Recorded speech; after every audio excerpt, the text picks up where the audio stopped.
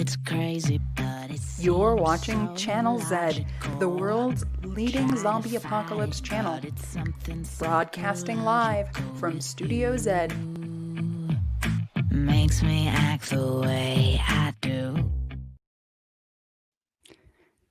This is Undead Live Morning Edition, reporting from the front lines of the zombie apocalypse. We have your back morning, noon, and night, whether you're dead, undead, recently deceased, or fully alive. Today is Saturday, October 17th, and I'm Athena Aktipis. And I'm Dave Lundberg-Kenrick, and today is day 3 of the zombie apocalypse medicine meeting, and today we continue with our interdisciplinary coverage of all matters zombie and apocalypse. And now for our Apocalypse Today highlights. A surprising group has taken up the mantle of explaining why the study of ancient Greeks and Romans remains vitally important, the alt-right. Are they protectors of the classics or defenders of misogyny? We'll hear from author and classicist Donna Zuckerberg today. What if there was a way to survive the zombie apocalypse? And what if the best way to survive the zombie apocalypse is to be really good at using social media? Journalist and professor Sri Srinivasan offers tips this afternoon for using social media to save your soul in the zombie apocalypse rather than succumbing to it. Black zombies have long animated the white imagination, but what happens when new tech reinforces control of minoritized populations? Robin Nelson joins us this evening to talk about the effects of changing technologies on zombification and marginalization. And all day long, we'll be delivering fresh brains and food for thought. So whatever the time of day, morning, noon, and night. If you're joining our broadcast on YouTube, Facebook, or Twitter, please join our reporting team by commenting about the goings-on in your city or neighborhood. Simply comment on this stream on whatever platform you're on, and we will be able to see your reports in real time and bring them into our broadcast. But before we talk to our guests, we have an update from our frontline correspondents, Steve and Larry. Yes, I'm so excited. We've got Steve and Larry back. I was just so worried about you guys after yesterday. How you guys doing? Well, as good as can be expected. Athena, you've got something on your face there. Before we go. Yeah, I noticed that last night. I tried to clean out the wound. I asked Dr. Zed for some advice. I think it's under control. It's only like bleeding a little bit now, so it doesn't look bad. Yeah, it's not bad. It's not bad. Yeah, but really, we want an update from you guys about what you've seen going on. Well, Larry, how are things? Well, you know what? I guess first comes fear, and then comes acceptance, because I think this is we're in it. We're in it now. I got a video I took last night right outside my house. Let's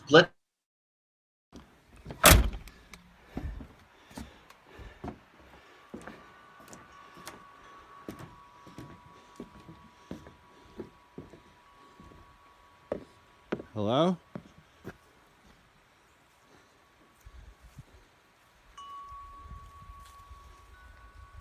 Hello?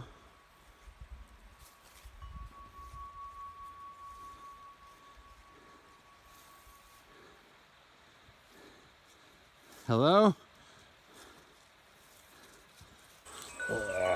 Oh shit. Oh shit.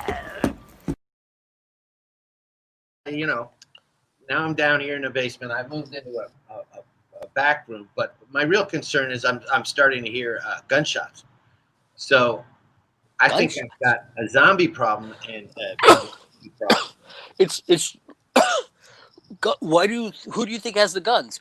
Well, I'm up here in a rural area. Those people are probably taking matters into their own hands, so they're shooting the zombies, and I just don't want to be mistaken for a fucking zombie. I thought I would be scared of the zombies. Now I realize I'm more concerned with the uprising, because it's just going to be chaos. There's no order out there. So, You're west of us. I mean, they're coming my way. I'm going to board up my house. I'm going to tell my neighbors too. I couldn't get through to anybody. I called people yesterday. I just got that weird signal. Then the line went dead. It's like someone was listening. I don't like this. This is too much. And I looked up. It's true. Phoenix is fucking under. They're just in a whole shit show. So it's on, man. So you should board up your house. I'm in the basement, which makes me think of Night of the Living Dead. Don't go in the basement until the last minute. Right. And then don't avoid the little girl. Yeah. It's look, I don't even know how to board up a house. Everything I know about boarding up a house is from movies. It's not from anything I know how to do. I know how to write about it. I don't know how to do it. Well, you're going to learn pretty fast, dude. And all I can say is, just make sure the windows are covered. You don't want people looking in. You don't want the vigilantes looking in either. I can tell you that. The problem is I'm really, really hungry. And I don't know where to get the food I need to make it through this thing. I can't find anything that satisfies me. What about peanut butter? You had a little bit of peanut butter that gave you your iron. It wasn't ironness enough. I need more ferrous things. Dude, I was thinking about it. When you took the corpse and then you had this whole, you keep saying, I don't remember what happened. I mean, how normal is that? Maybe something happened at that time. Maybe I did maybe you got the COVID, or maybe worse. Maybe you. I think it's worse. There's something I can't even talk about it now. I'm going to board up my house. I don't want to let people know. I don't want to alert my Have you seen my family? No, I've been asking all this time. Like, where the hell is your wife and your daughter? I'm going to board up the house so that my wife and my daughter are okay. They must be here. They have to be here in the house. That's what they said. Did you hear that? Did you hear that? I heard something. Maybe. I don't know. What did you hear? I'm feeling like I'm hearing more gunshots. I don't know if the basement is the place to be. There's still a door here. Holy shit. I don't have a gun. I don't even have anything close to a gun. I don't even have a cap gun. I don't even have a prop. You have props at least. I don't have anything. I do. Maybe I need to go get my movie props. I think you should get the props. My dog. I never thought it would come to this, man. It's just like, you make movies as cautionary tales, and then this happens. Right, and nobody in the zombie movies ever has actually seen a zombie movie. We're actually in the freaking movie, and it's real. This is my first horror film ever, and I don't think it's a film. I'll tell you one thing. You were right. Slow zombies are better than fast zombies. There's certainly fast zombies would be a real bummer. Last night, that would have been my undoing. But I just closed the door. So is it out there still? I don't know, man. I'm in the basement. I'm hiding from the gunshots. I mean, you don't even know what the bad thing to be most afraid of. If it's out there, I bet it's hungry. I can feel that it's probably hungry. I'm glad you're not outside my door, dude. You look terrible. I look fine. Fuck you. I'm fine. Yeah. All right, man. Well, listen. Remember, we're going to keep sending tapes to these guys. They wanted us to be their men in the field. Who knew it would come to this? So whether or not we can broadcast or not, we're going to keep sending you tapes. I'm going to barricade. Athena, you've got something on your face. Did you know that? I'm trying to keep it clean. So, but I'm feeling fine. Okay. I'm not worried about it. But yeah, you guys keep yourselves safe. That's the number one priority. And Healthy. Yeah. And, keep your family safe. Steve, if you need to isolate yourself from your family, that might be wise at this point. Just saying. And yeah, we want your reports. So definitely send us your reports. Just don't compromise yourself. To send us those reports. Don't eat the dog, Steve. Don't eat dog? The dog. Oh, it's the dog. It's the dog. Thank you. Oh. Maybe Steve ate the deer outside of his house. Oh my gosh. No, I didn't. There's nothing that should make you think that. There's no proof at all. You can't prove it. I'm going to go board up the house. You're as crazy as Donald Pleasance in Halloween, man. You're looking completely crazy. Everything's fine. Nothing could go wrong now. All right. Steve, Larry, you guys, thank you so much for the report. And we'll look forward to having you on again soon, I hope, so you can, keep giving us live updates. But like I said, keep safe. Thank you. Yeah. I'm back to sort of I don't know. Steve doesn't look good, but I appreciate him keeping his spirits up. Yeah.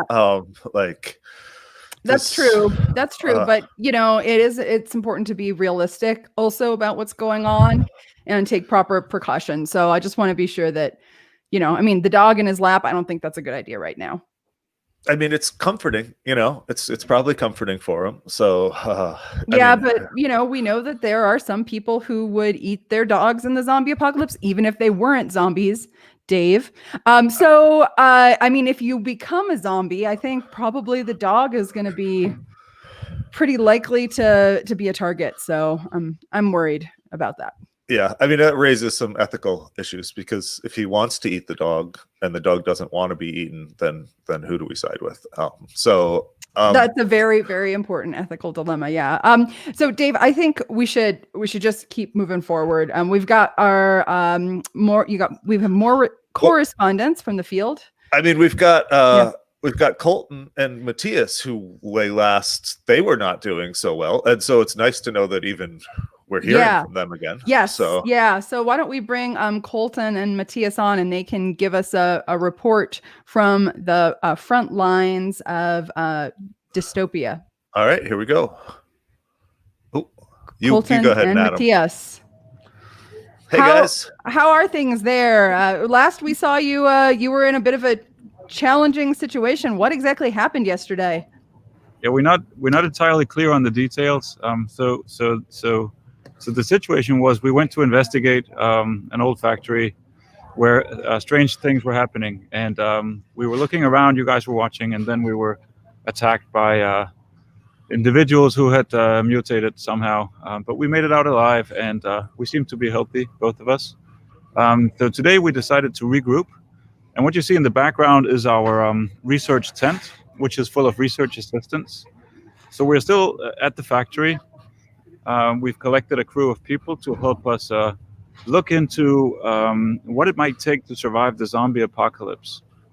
So one of the things we're doing is we're building off of an actual research paper that we published early in the year called Pandemic Practice, in which we found, and this is really interesting. So Mathias, was this in the before times that you did this study? It was in the before times, but it was a kind of prescient study, because we were looking at whether horror fans were doing a better job of handling the COVID-19 pandemic. And it looks like people who watch a lot of zombie films, or watched a lot of zombie films, not only exhibited less psychological distress, they also felt better prepared for the pandemic. So now it's interesting to see if people who watch a lot of zombie films are better prepared for the zombie apocalypse. And Coltan can tell you more about the actual research we're doing outside of the creepy abandoned factory. So as Mathias mentioned, we've got some research assistants here, and soon, in about an hour or two, we'll have lots of participants who are coming to train for the zombie apocalypse. And so basically we're going to give them some personality questionnaires to try to test their mental fitness to prepare for the zombie apocalypse. And so basically we think there are three kinds of people when it comes to the zombie apocalypse. So there are adrenaline junkies. These are the people that really get a kick out of the fear, right? They really love the scares. But they don't really seem to learn much when we put them through training. They just seem to have a good time. And then there's a second group, which we call the white knucklers. The white knucklers are pretty scared. They don't really like the fear so much, but they do seem to enjoy learning from the experience. And so we have this third group, which we've called dark copers. And the dark copers seem to be a combination of the white knucklers and the adrenaline junkies. So they get a good sort of feel-good boost after their training, but they also seem to say that they learn things from their training. Interesting. Can you tell us again, what are the three types of fear junkies? So it was adrenaline junkies. So these are people who like roller coasters, right? Basically. And then there were white knucklers. So people who are really afraid of the training that we're giving them, but they do seem to be learning from it. So they tell us that they're, they've learned something about themselves, or they've developed as a person after the training. And then the third group is a new group that we've discovered called dark copers. And these people seem to use our training to sort of deal with the stresses that they have in the real world. And so we think that they're sort of the ideal group for the zombie apocalypse. Okay, so these dark copers, what is it about them that you think is like it's this combination of these traits? Tell us a little bit more. Sure. So, what we seem to be finding, based on some studies that we ran yesterday after our event, was that these dark copers have a high level of morbid curiosity. So they're very high in this trait measure of morbid curiosity, and so we think that they're sort of not so afraid of our training because they approach it with curiosity instead of fear, or instead of treating it like a game. And how about you, Colton? What are you? Are you an adrenaline junkie, white knuckler, or a dark coper? Well, I haven't taken my own assessment yet, so I'm not sure. But maybe I can report back to you on that point. So, All right.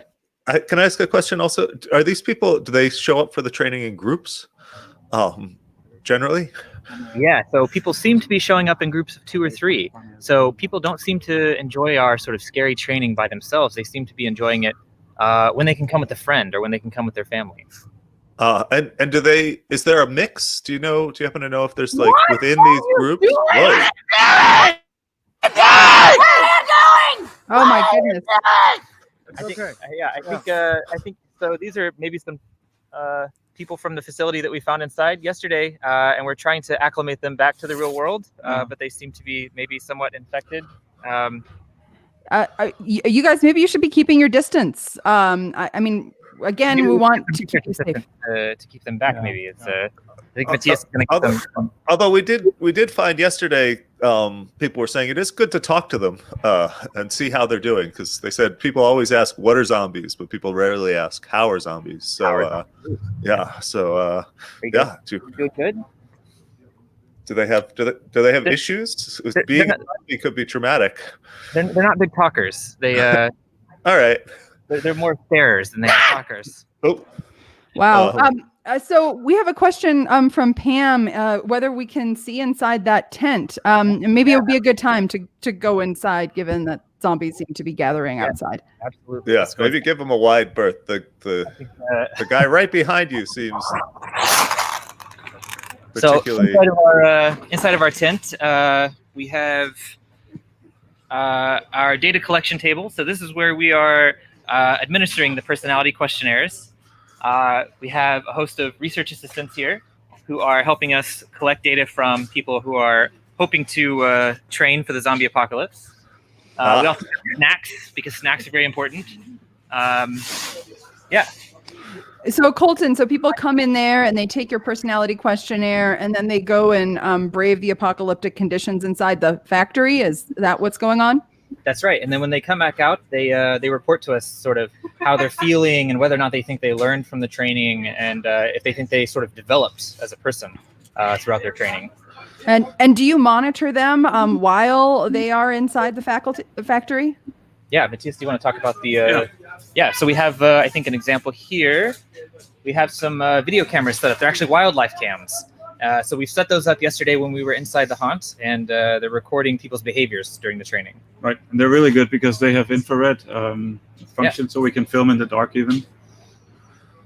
Wow. And so what are you guys hoping to find with this research? Well, I think we're hoping to find out who is learning from the training, right? So some people seem to be just sort of playing with it, kind of like they would at an amusement park. And other people seem to be getting something personal out of it. They seem to be learning something about themselves. And we think those people are the ones we want to target to be on our team when we go back inside.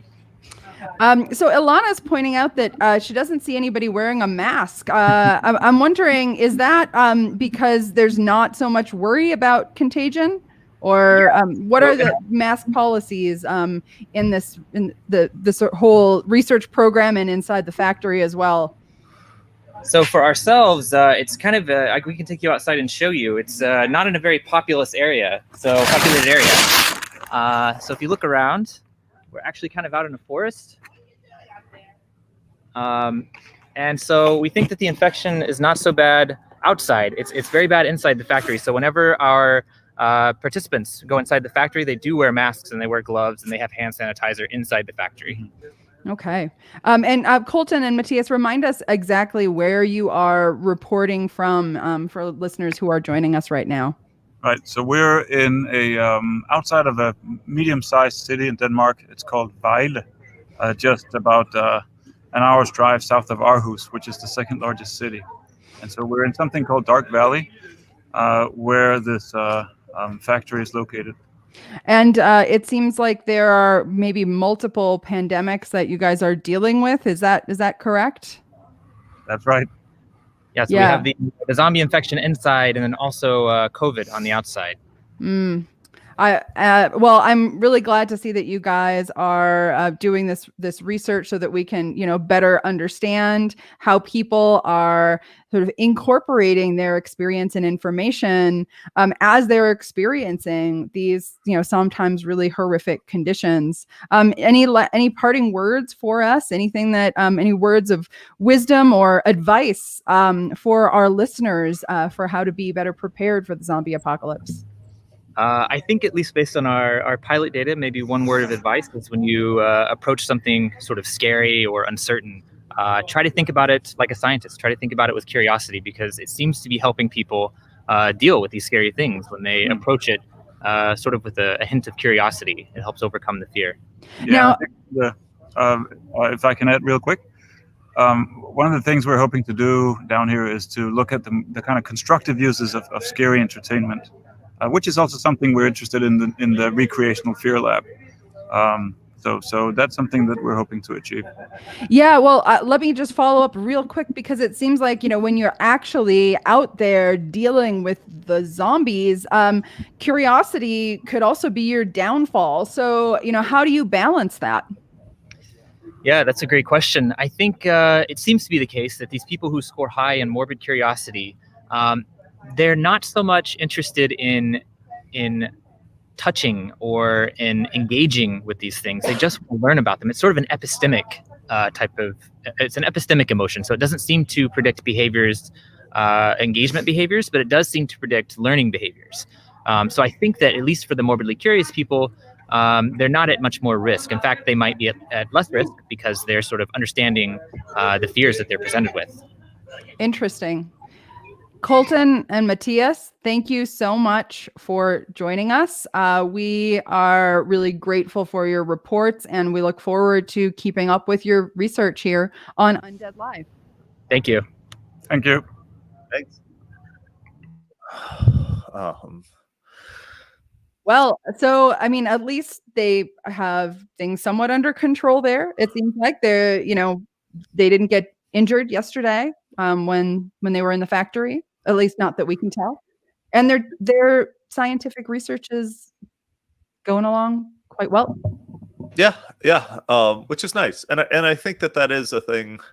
Like, so I woke up today, there's some creature trying to break into my house. And I was feeling sick, and I was thinking about everything yesterday, and I was like, I just have to get up and just deal with it, And I think that's sort of what they're doing. They got chased by this thing, and they yeah.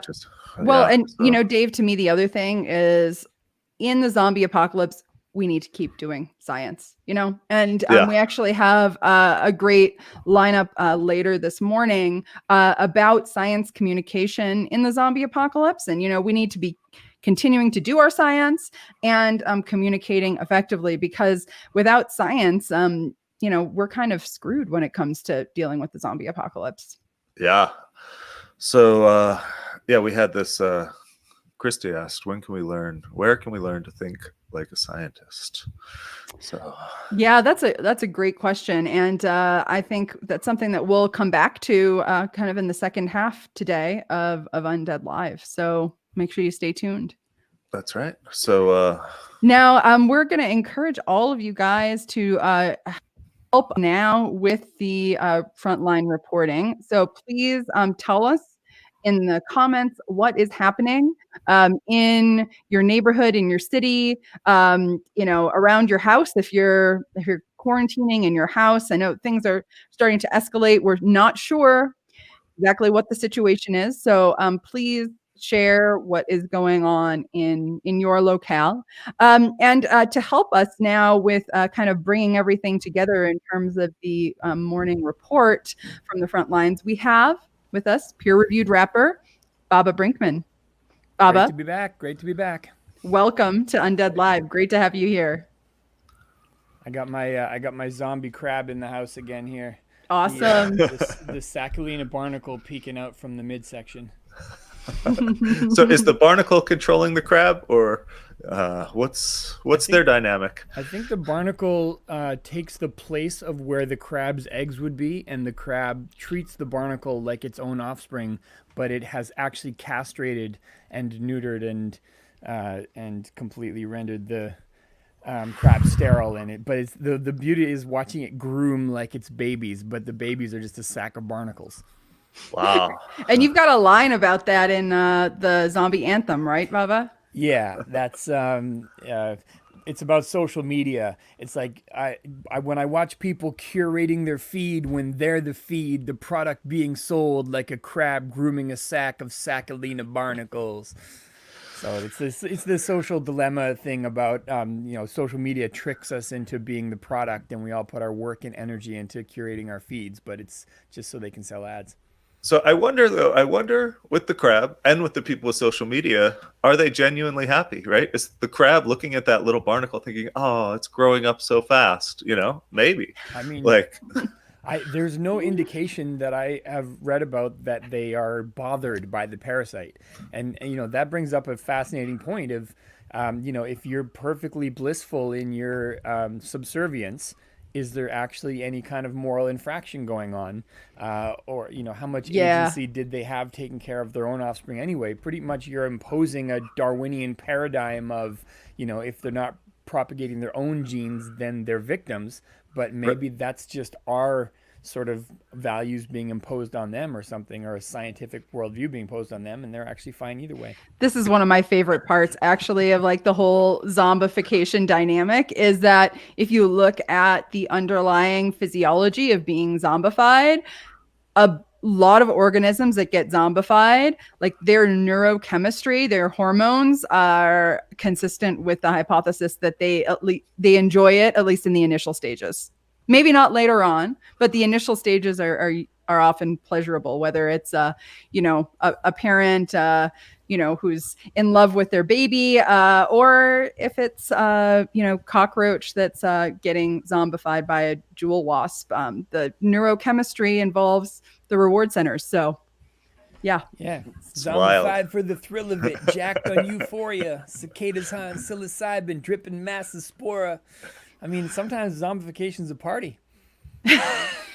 Well, speaking of which, Baba, do you want to take it over for a little bit of morning wrap to pull together our front lines reports and our comments from the audience? For sure. I feel like I'm getting a green screen skin condition. That's the early stages, like what Steven's got. Are you enjoying it, though? Absolutely. I feel sparkly right now. Yeah. All right, here we go. Who feels sorry for that crab? That crab's having a good time. We're all having a good time. Yeah, check it out. Yeah, Baba Brinkman, and I'm known for keeping it rockin'. Social media zombification, I'm feeling locked in. Yes, indeed, I'm working these beats at these universities. People watching, they're like, I don't need to search for MCs. No, because I got it right. These are freestyles that I don't write. I am telling you about the opioid stuff up in a parasite. Those are the substances. Yeah, I just be drumming this. Tell me I could get my evolutionary function in. What is this? I mean, I'm a rapper, I represent it. The only question is whether or not that crab consented, and I think it probably didn't, but I wonder whether it could. I mean, come on, what are you gonna use for a crab? The word should. I don't think crustaceans have it. That's my habit. I'm freestyle rapping. Yeah, check it out. I got this scientific habit. I'm just spitting lyrics that are coming through the wire. I think science is reifying things, and that's why it's under fire, but that's a misunderstanding. I'm just trying to handle it. People realize right now, then I'm just like a bandit. I'm stealing concepts and reinventing them into my lyrics. I am thinking like a scientist. Every word, the second that you hear it, I mean, it's a hypothesis and a test.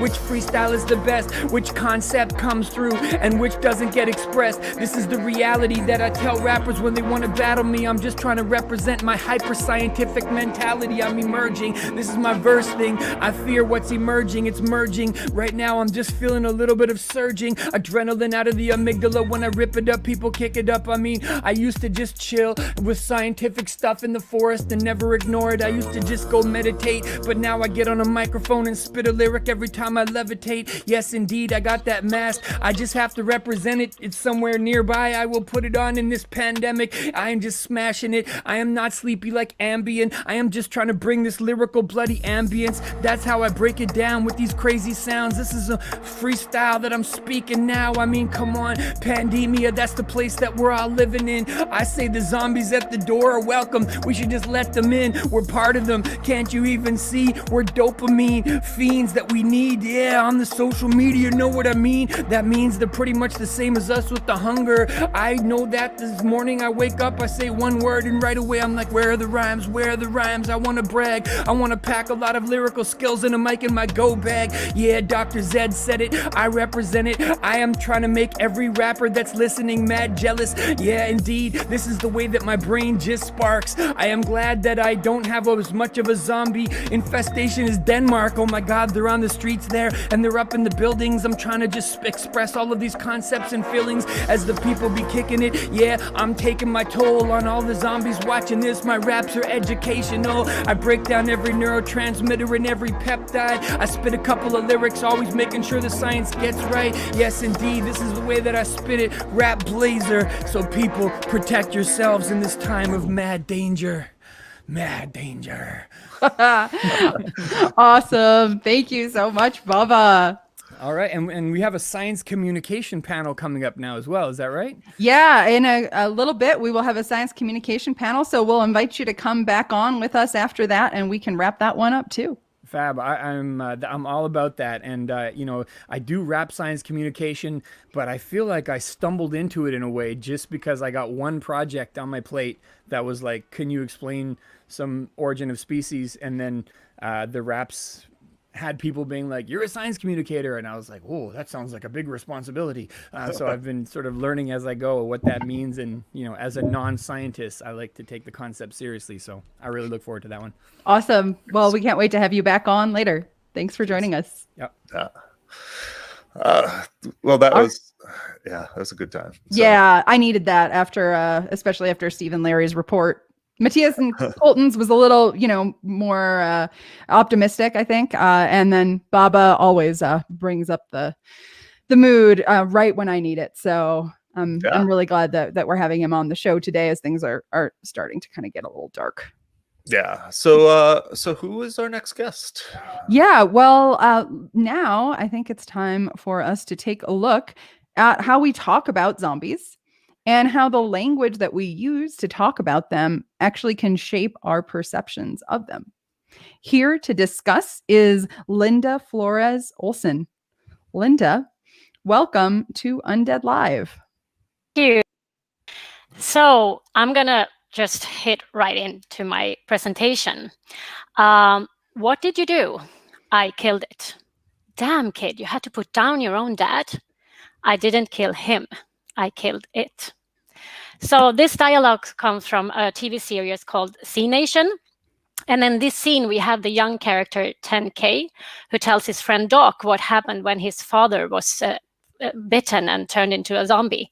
He says that he didn't kill him, his father, a human being. He killed it, something that was not human anymore. And this pronoun use is not commented on in this scene, yet it tells us everything that we need to know. In English, we have two sets of personal pronouns. We have the ones that we use in order to express personhood, he and she. And then we have it that we use in order to express or refer to something that is not human. And normally these two categories of pronouns cannot be used interchangeably. And we use it in order to refer to something that is excluded from the sphere of humanity. And we can use it in order to express detachment and dehumanization. Bring us one of those kids. Let's take a good long look at him, her, it. So this comes from the novel The Girl with All the Gifts. And in this scene, we have one of the surviving humans who is a scientist who asks a soldier to capture a zombie kid. And these zombie children are not the traditional brain dead zombies. They are children that were born out of mothers who were infected during their pregnancy. And they are capable of communication, cooperation, they have feelings, yet they are undead. And the use of the 3 pronouns here shows us the uncertainty that the surviving humans feel toward this new kind of zombie. So it's like they're saying, what on earth are they and how are we supposed to relate to them? So in the audiovisual and written texts that I have analyzed, I have found a lot of pronoun vacillation, so a lot of insecurity regarding what pronoun to use. And I think that this reflects the ambiguous nature of the zombie.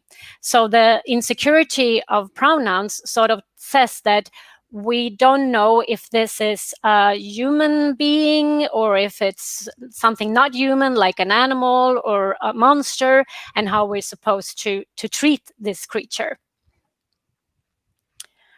The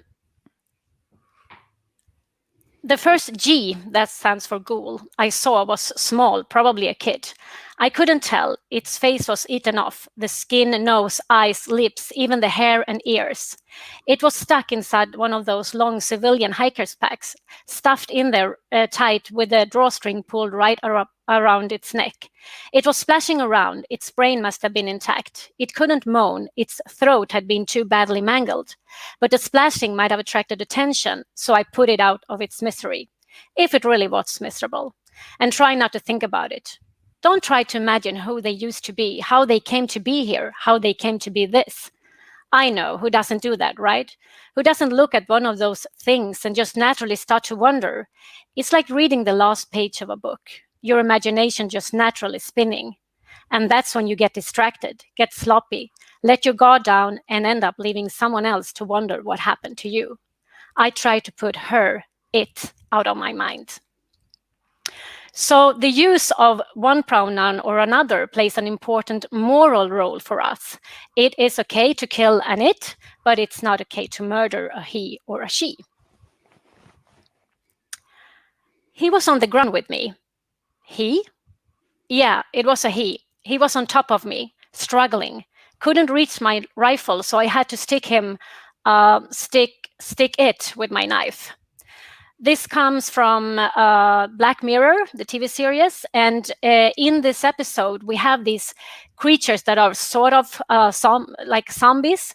And they are not supposed to be seen as human beings. And that's the motivation that the soldiers have. They can kill them because they're supposedly not human. And this soldier has been in a struggle with one of these creatures and killed it. And therefore, he has to be in a session with a psychologist. And he uses he in order to refer to this creature that he killed. And the psychologist doesn't approve of this. So he sort of questions it. So you can see it in his facial expression, like he. And the soldier at first doesn't seem to notice this. But then after a while, he starts to correct himself and go from he to using it. And it is quite common in the text that I have analyzed, this change of pronoun, and normally goes from using he or she to correct oneself and go to it. So it's like we have this need to constantly remind ourselves that no, they are not human beings anymore. We have to treat them as something not human, both in our actions and in our language. I know, we see it too. It amazed me that I was already able to call them its instead of thems to describe what was once human, but it was much easier this way. So to be able to kill without hesitation or without moral consideration is imperative for survival in the zombie apocalypse. And I now want to show you a short clip from the movie Shaun of the Dead. All right.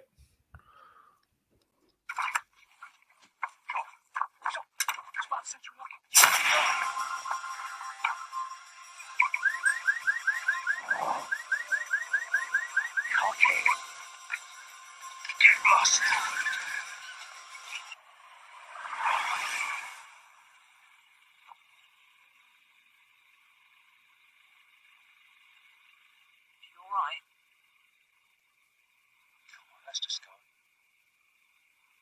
Hello? It's going to be dead either way. Hey, that's not the point.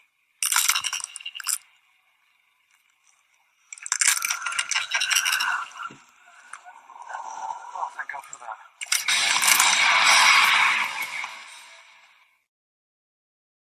Yeah, thank God for that. It was only a zombie, so it doesn't really matter that we hit it, right?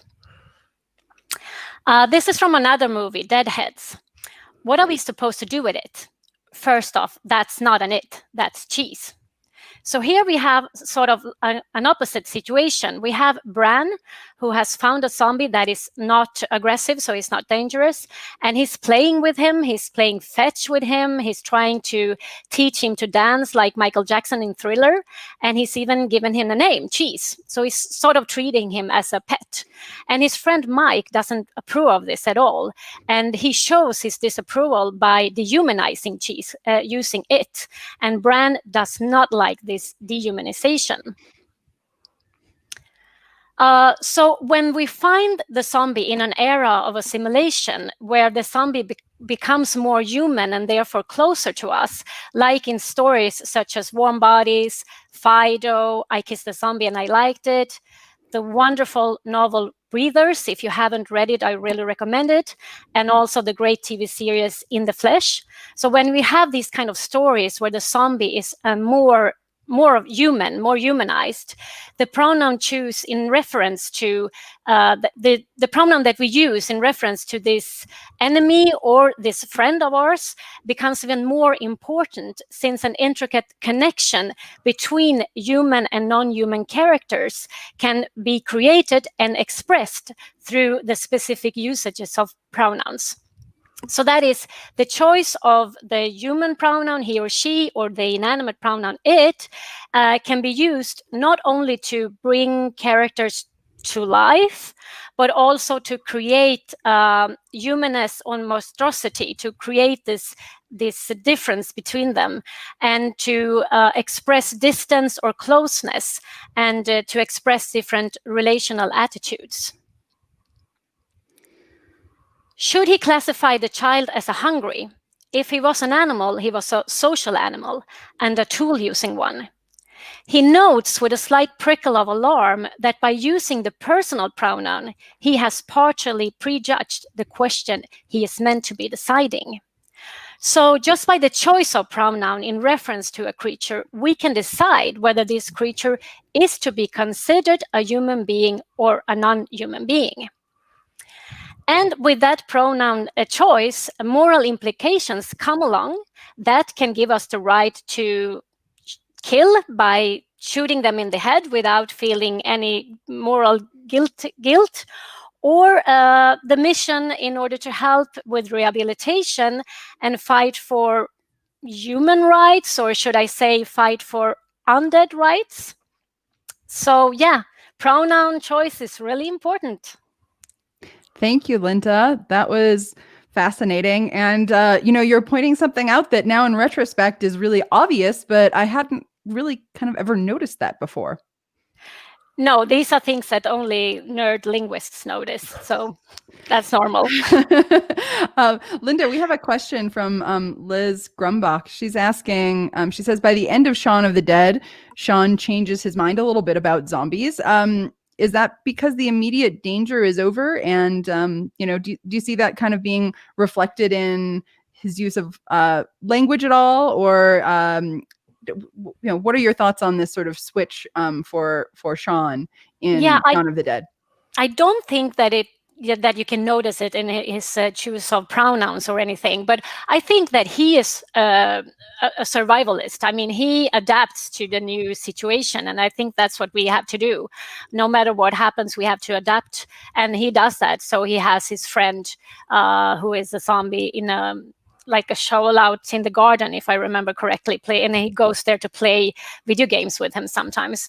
So I think that if we if the zombies become like the majority, maybe they already are, I'm not sure. I think we have to find ways to live with them somehow, use them. I don't know. Thanks, Linda. We have another comment. This one from Denise Mercado. She says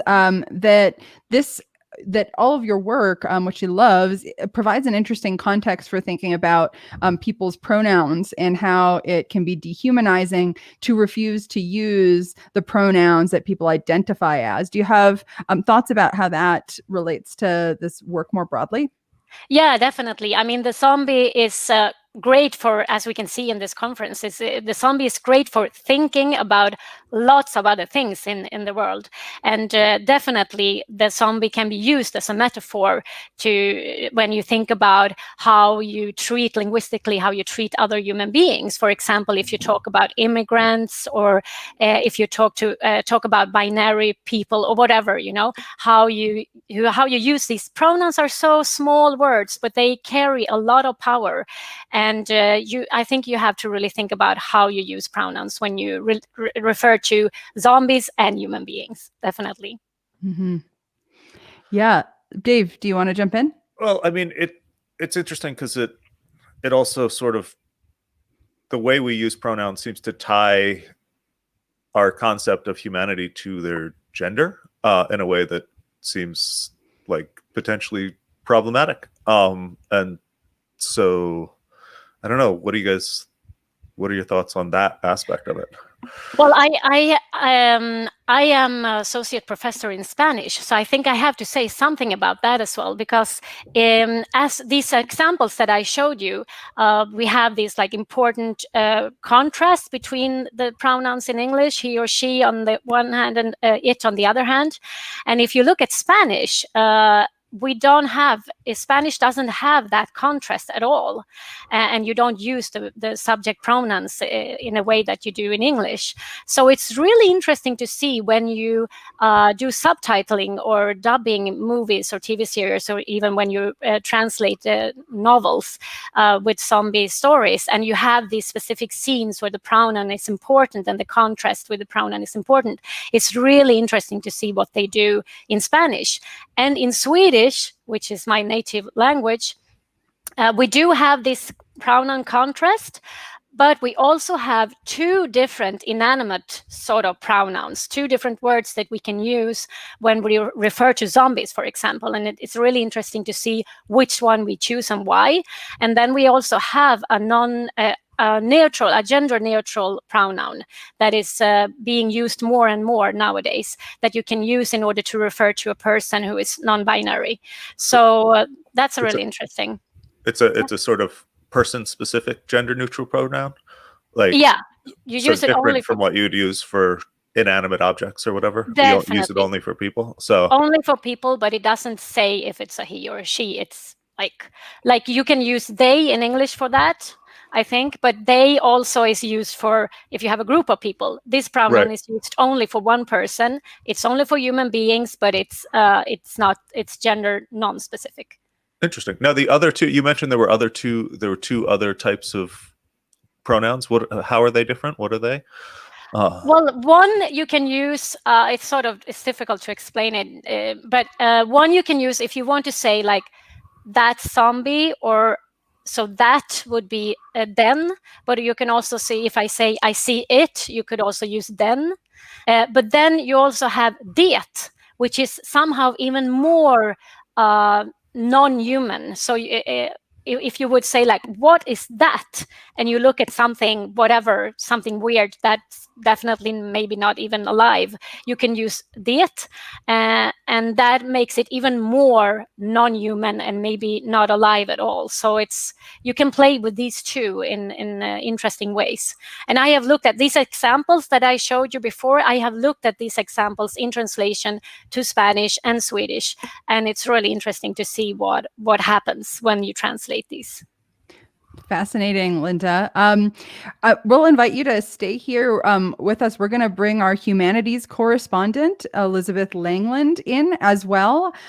Elizabeth, thank you so much for joining us today. I'm curious, sort of big picture, what your thoughts are, and then maybe we can have a little conversation with Linda as well. Right. This has actually been a fascinating conversation. I don't think we think thoroughly of pronouns and their significance in our lives. I love the question too that Dave raised. To what extent does a focus on pronouns actually limit us? These are very important issues, and I would just love to hear how really the research began into zombies and what kind of transmutation of the pronoun has occurred over time in our understanding of these creatures. I'm thinking back to my own period, the Victorian period, and vampires, which were typically she and he. We really didn't go to it there. No, that's true. I think that since zombies we don't have these really old stories about zombies in the way that we have about vampires. So it's hard to see that, like the history of the zombie pronoun. But I think that what you see in more and more in recent stories is that the zombies become more and more humanized. So we have stories like Warm Bodies or In the Flesh, where the zombies are not brain dead anymore, and they are actually, more like humans, just a bit damaged and sort of they don't smell very well and stuff like that.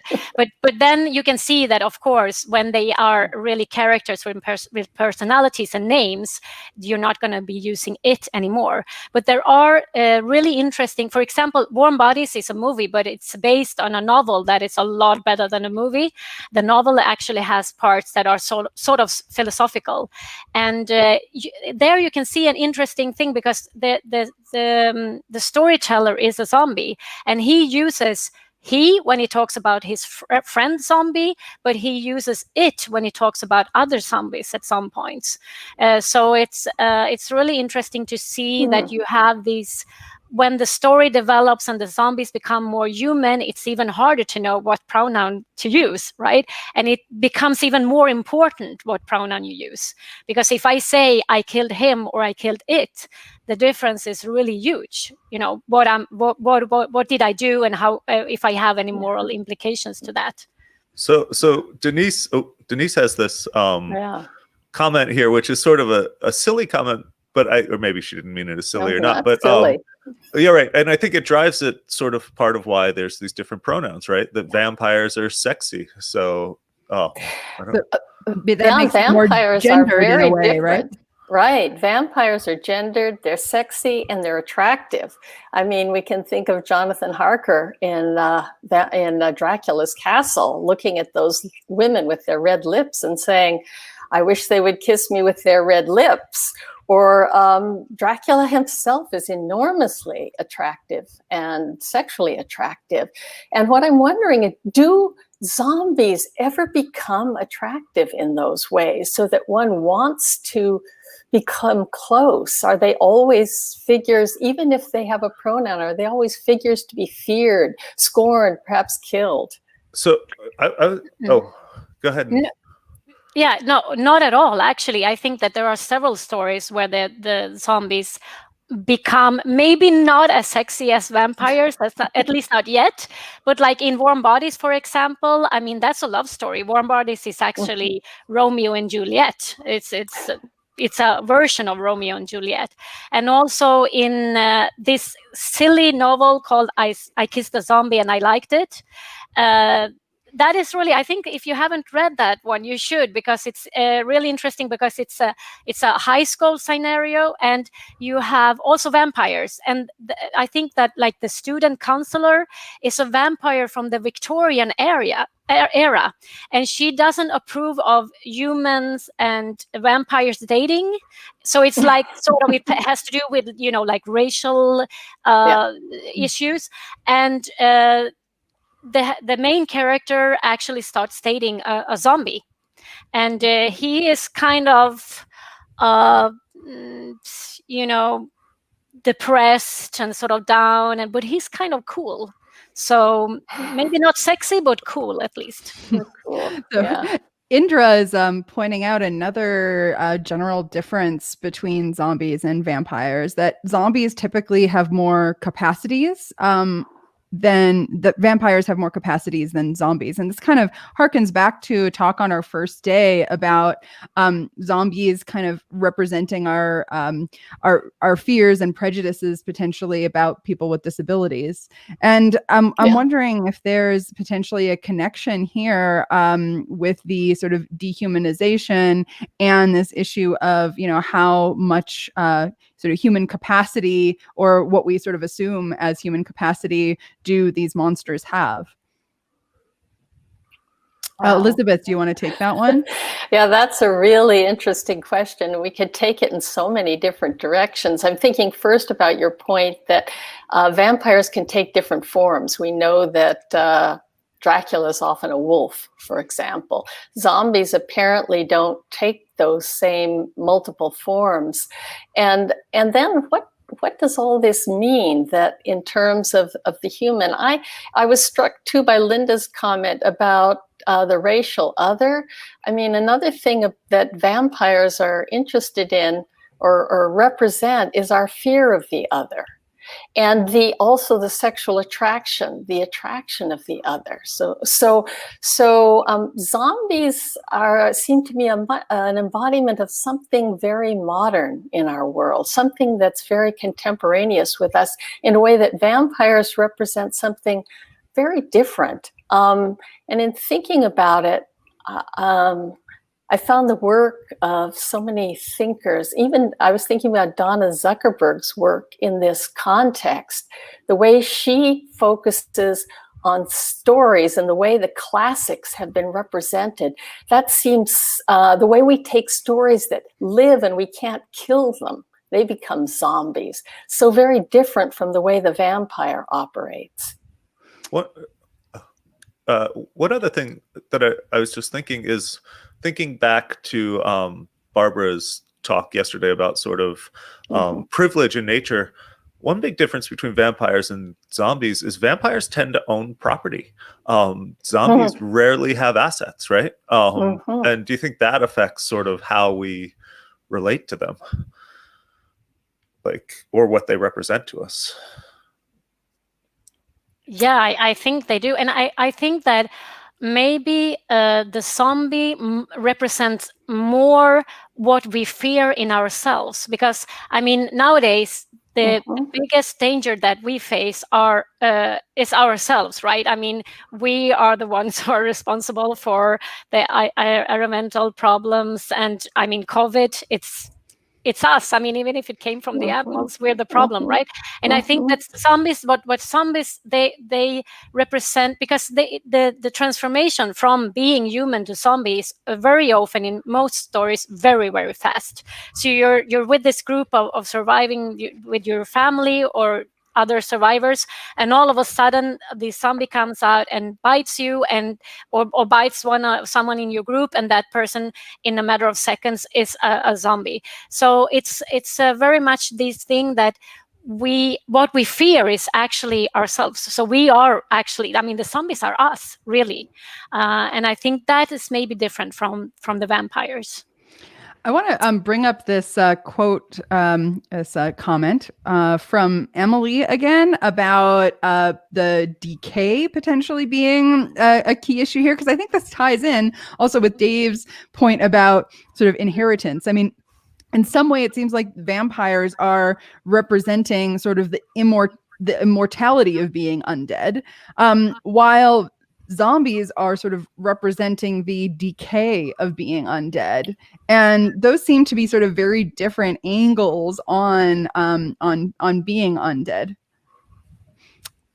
Elizabeth, what are your thoughts about that? Oh, they absolutely are. Vampires they are undead in a very different way. And just to go back to Linda's point too, which is the point about the zombies are much more ourselves. What's interesting, the vampires were very much about often something outside of oneself that one feared or didn't understand. For example, once one's bitten by a vampire, one doesn't die. One becomes a vampire, but one also starts wasting away in the physical life. And so all of those diseases in the Victorian age, say, that we didn't understand, could be understood as some vampiric incursion from outside, not something within us. And I love the resonance of this idea that zombies speak much more immediately to us and our immediate situation. Yeah, Linda, did you want to jump in? No, I just I was just like nodding, saying I totally agree with what you're saying. Yeah. I mean, sometimes I think it seems like vampires represent power and corruption, right? And the appeal, the thing, right? What appeals to us? Whereas zombies, I don't know, do they represent our fear of what could happen if we sort of lose everything? Or do vampires represent our fear of what we're willing to put up with in order to get something? That's a thing I see in modern movies. And so is that a thing, Elizabeth, that has been present throughout vampire fiction? Yeah, it's interesting because you froze up a little. My internet is a little bit unstable, but let me try to answer that. But maybe you could repeat it, because as I said, you froze up. What I was saying was basically, so a lot of modern movies, I think, as I watch them, it seems like vampires represent. Actually, I'll start with zombies. Zombies represent our fear of what happens as we sort of lose everything, as we become part of a sort of mindless horde. With, like Pam said, no friends, no possessions, no cognition. Whereas vampires, I think, are often presented as, what are we willing to put up with in order to get, it's almost like this, they're often presented as the charismatic, sort of wealthy, attractive individual who then turns out to maybe not be so great, right? And so I was curious, is that a modern take on it, or has that been the case sort of throughout zombie fiction? Or vampire fiction? Yeah, exactly. Oh, yeah, absolutely. Vampires are extremely seductive and attractive creatures, at least initially. And zombies, obviously, very much not that kind of seductive figure. For me, zombies come to represent sort of... Oh, looks like Elizabeth may be encountering I think that goes back to Linda's point, too. And what I'm thinking about, and thinking about, since we've talked a little bit about Donna Zuckerberg, is her idea of the way stories can be zombie-like, things that we take from the past that we authorize and make significant in our lives. This whole, the way that the alt-right has taken the classics and created a story that's enabled their movement. And you can't kill it, no matter how much evidence you bring to bear that that's just a slice or that's just a small portion. You can't kill these ideas. This is something that is very characteristic to me of the zombie and the zombie stories that course through our lives become immensely powerful for people. And you can't kill them. It's very hard to kill them. I'm thinking of social media and misinformation and QAnon and these stories that get started and they threaten us with their very existence. So this is sort of the double side of stories and their power, right? Because I mean, we know as humans, stories stick much better than facts stick. Stories do. Right? And so, and if those stories are stories that ultimately help to promote well-being or social cohesion or, bring us together, it can be a really positive force. But if they're stories that do the opposite, if they, drive a wedge between us or otherwise, sort of cultivate bad feelings among people, they can be really pernicious. And, I think, Elizabeth, your point about these sort of zombie ideas from the past, like these sort of, authors who maybe meant one thing, and then that gets, brought back to life, and they, are sort of, undead zombies for, another organization or individual's agency. It's a really interesting question of kind of, how the dead can be brought back to life, and sometimes be sort of made to almost be puppets for other people's goals. It's interesting because I'm guessing, well, I have no idea what the motivations were of these, of Bram Stoker and all the people in the past who were writing these, but I'm suspecting sometimes it was probably meant to sort of shine light on sort of social issues and things. But I think now we're sort of in this point where you were talking about QAnon, of thinking about, well, how do we want to use stories for sort of for good, right? I think that sort of raises interesting questions of sort of science communication and things like that. Like, how can we sort of effectively communicate useful information to people? Yeah. Well, and we'll move on in a moment to our science communication focus, but maybe before we do that, Elizabeth, what are your thoughts about this issue of the canon? So Emily points out, that she hates the canon. What are your thoughts on the canon? What are the positive sides? What are the negative sides? And maybe just briefly, what is sort of the canon? Well, the canon is generally, the canon is that sort of body of texts, beginning with the classics, indeed, that seem to govern our sense, or have governed over millennia, our sense of who and what they are. The canon referred to has largely been a white male canon, that is, written by white male authors. And and given that we've just said stories are so important in how we see ourselves, how we behave, how we think, it's absolutely disastrous. If you think these are the stories we have, so many people are bracketed, made outsiders. The stories they tell don't refer to them. That was certainly one of the first insights of feminist theory at its beginning. My God, these stories don't represent me. It's been the radical recognition of all kinds of groups as people have come to say, where are the stories that talk about me? I mean, and I don't want to delay this, but I think about myself, the Victorian age, the idea of the angel in the house, which was this notion of this housekeeper who was lovely and passive and ubiquitous and cared about everyone but not herself. And the writer Virginia Woolf in the 20th century said, I had to kill her, or she would have killed me. Now that's a zombie. Wow. And we see that figure kind of coming back a lot. I mean, even at some of our conversation yesterday about sex bots as, being like a domestic servant and sex bot, that is really kind of harkens back to exactly your point. Exactly right. Yeah. Well, Elizabeth, Linda, thank you so much for sharing your brains with us. It was a delight to have you, and we hope that we can have you back on Undead Brains in the future if you don't succumb to the zombie apocalypse in the meantime, of course. We'll resist. Thank you. Thank you. Bye.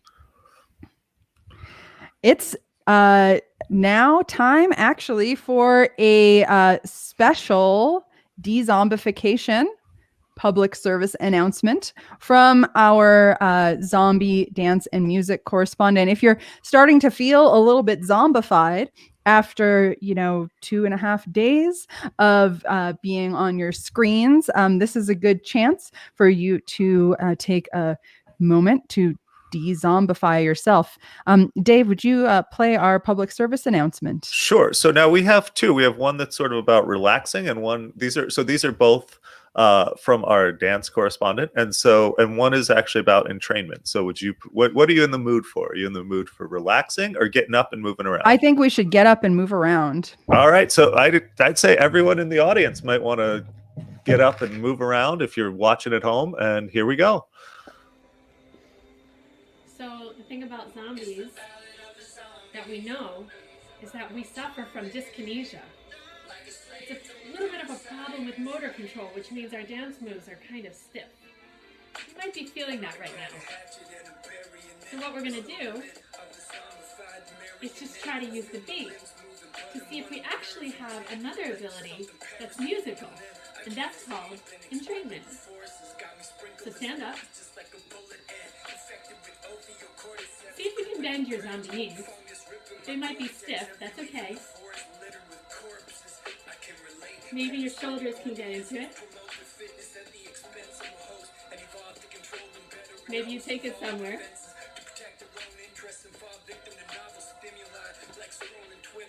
Maybe arms up. All we're doing is using our zombie ears, listening ability, to find rhythmic entrainment. We have this ability, even zombies.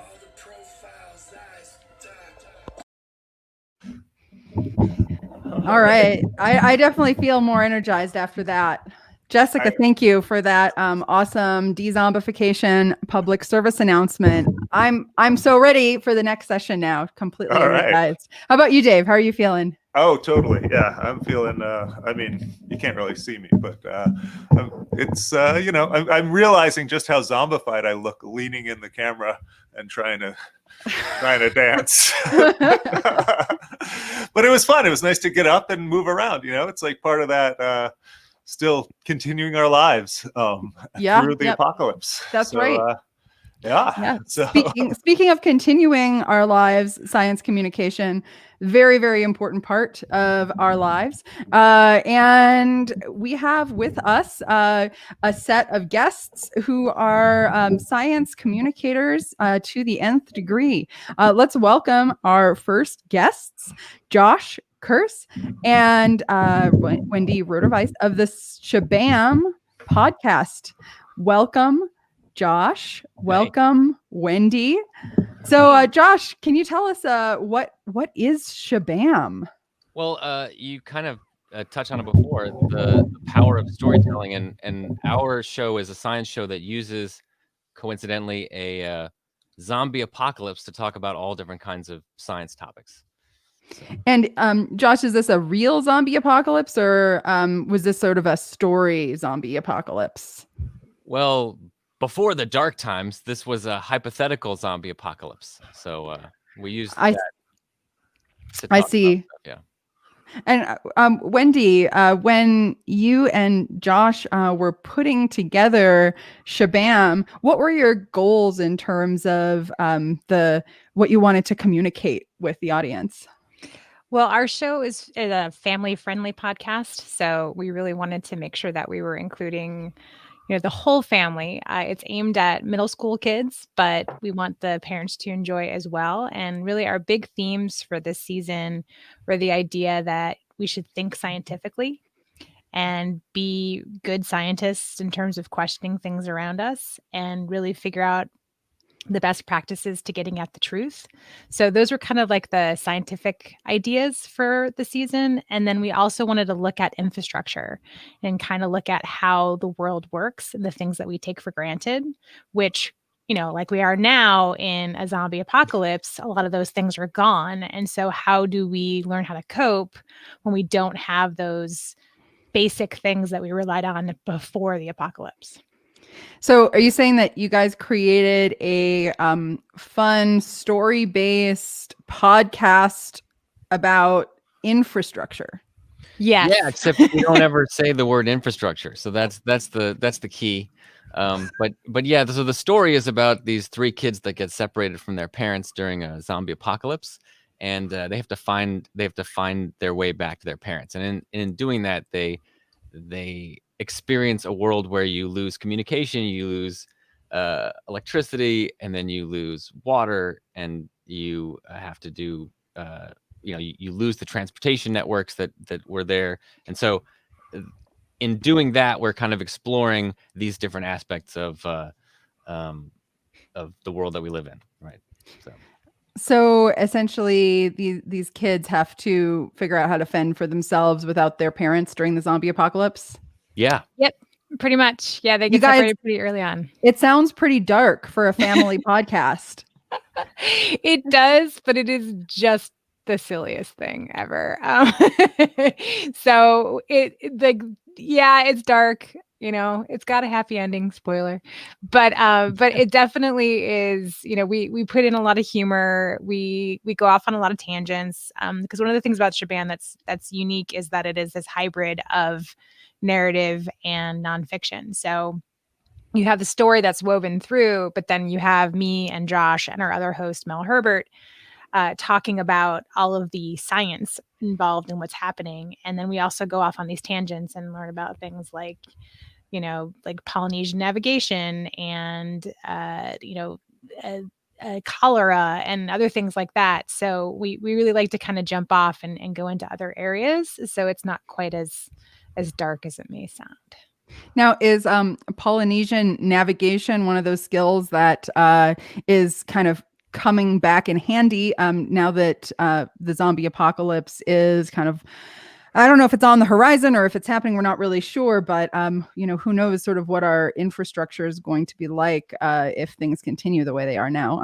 Josh, just what are your thoughts about Polynesian navigation in the zombie apocalypse? What was weird was that in finding out about Polynesian navigation, you realize that it's really culturally based, like where these people lived, that the navigation is not based on knowing where you are. It's based on knowing how you get back to where you came from. And so I don't know if that helps out on land-based places. Maybe, sure, I'm sure that could help, but it takes a lot of mental effort to navigate like a Polynesian navigator. So that was the other thing that was like, you have to it's much better to look at maps, especially if you're on land that doesn't change all the time. But if you're in the ocean, then you have to keep track of waves and stars and where things are moving. And it's crazy. So that's another one of the things that we like about the show, is that being able to talk to scientists and historians and going deeper into things that we just didn't really know that much about, and then finding out all this cool stuff is one of the best things about the show, Yeah. So Wendy, we get to learn too, so it's fun for us. Yeah. Wendy, what was the thing that you learned that you're most excited about having learned that you probably wouldn't have if you hadn't made the show? Oh, I mean, there's so many. I mean, we would just sort of get an idea of what we wanted to explore, and then we'd be so lucky to get these incredible scientists to sit down and talk with us. And then we'd be just brain explosion when they would explain these concepts to us. And, we spend the end of the season, we really look at this idea of figuring out the truth. And we talked to this scientist who discovered this species of rat that didn't exist, and kind of how he went through that process. And it was just amazing to look at how he did this and how he did it scientifically versus what we see every day, which is bad science and people jumping to conclusions, and just to see that process that he went through and his dedication of doing that. So that's one of them. But I mean, there's so many things that we got to explore in the show that was just so fun for us. And we wanted to bring that enthusiasm to the show, and we hope it comes across. So and the other thing is that unfortunately it's you talk to people and then you get 100 awesome things that you didn't know, right? And then we have to put 2 of those in the show. So it's kind of it's too bad, because have these long conversations with scientists and it's wow, this is awesome too. That's awesome. This is fantastic. You're working on that. That's great. And then but I can only put this part in because we're only talking about that specific part of the science explainer that we're dealing with. So that's the con that no one else sees. The pro is that we get to do that, but unfortunately there's all this stuff that we can't use because it's awesome, so it doesn't fit into the show. Josh, what is your favorite thing that you didn't put in the podcast that you learned from making the podcast? So one of the things that was fascinating was we talked to an infectious disease expert, and he was talking about because we asked him, because basically we break down how could you get a zombie virus to could you get an actual virus? Could an actual virus do the things that happens in movies, right? And so we were, riffing on incubation period and what a virus actually does. And then I said, okay, we asked him what is do you have any thoughts about what a cool way of infecting people would be? And he said that what if there was a virus that had like a zombie virus that had like an incubation period of like 30 years, and so everybody's infected, and so but nobody knows until 30 years later, when there's nothing you can do about it, because there's no way that you can put in any of these anti-pandemic measures, because everybody's already it's already spread, so because the incubation period is so long. So just thinking about those hypothetical situations, I thought that was a really cool thing that we learned.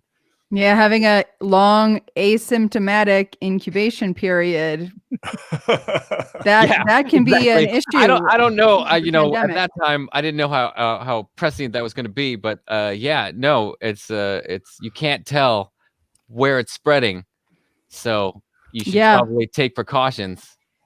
Right. And then we have people who are asymptomatic as well. And we're not even sure at this point if that's long-term asymptomatic or just a really long pre-symptomatic period. So, yeah.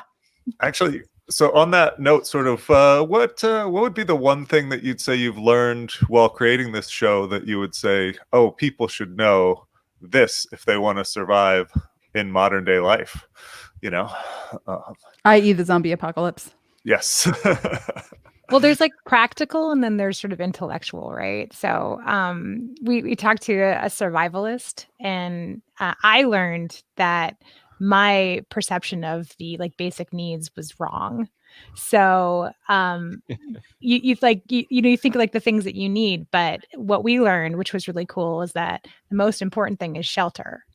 So you think, oh, maybe you need food or you need water. It's not. You need shelter. So we learned like kind of like what to put in place: shelter, water, fire, food. That's the order.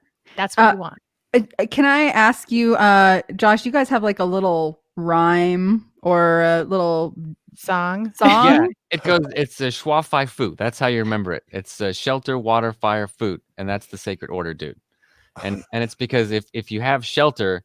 The reason why shelter is the most important is because if you don't have like a jacket, or if there's no way to get indoors or get out of the heat, then you lose water. And like water is the thing that is the most important for your body.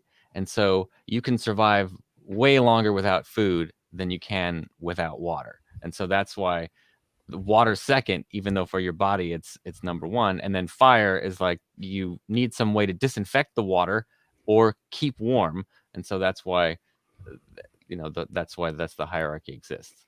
Yeah, we have a song. You don't want to waste your resources. So shelter is the thing that keeps your resources at the highest. So if you don't have shelter, you lose all those other things. So what, Wendy, you said there was the practical and the intellectual, right? So is that one? That one's the practical. That one's the practical. Is there? So what would be an example of? Let me just also call out this importance of shelter. Something that came up yesterday in Go Bag Challenge with Cameron Carlson, with Dr. Carlson. He suggests having a tarp in your go bag because you could use that to fashion some sort of a shelter. And, of course, you can wrap it around yourself also to stay warm. So, the importance of shelter and this idea of schwa fi fu, definitely keep that in mind when you're putting together your go bag. Great. Yeah, absolutely.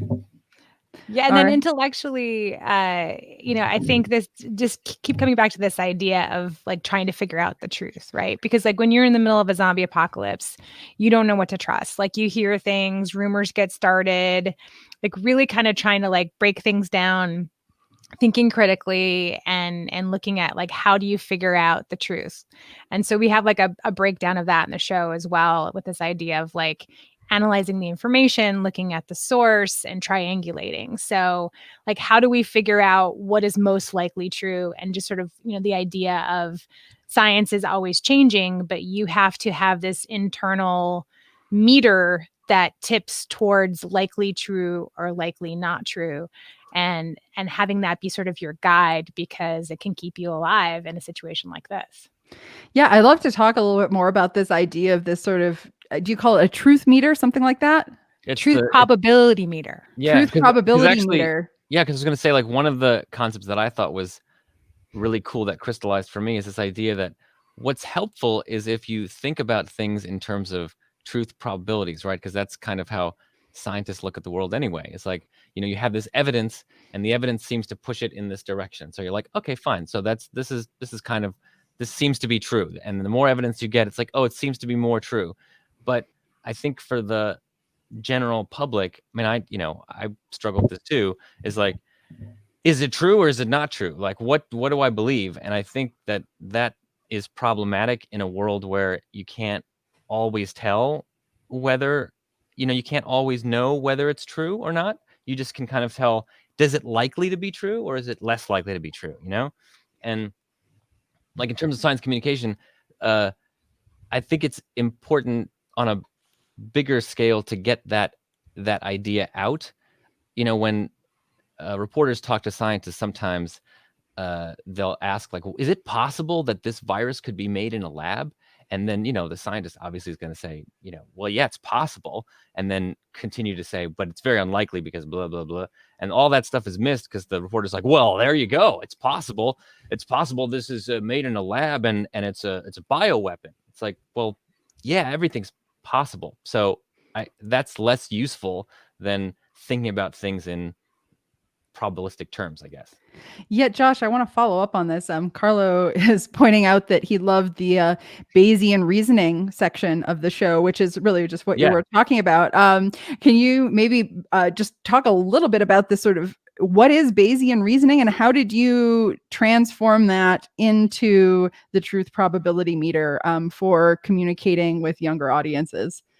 Well, so you don't want to get into, the actual formula for Bayesian reasoning, because it's like, it's very complicated, and we want to just lay kind of the groundwork and say, okay, here's the basic idea is this: you're just thinking in probabilities, and how you assign probabilities is, we didn't really get into that because that's another thing that, like, that is also a whole another can of worms.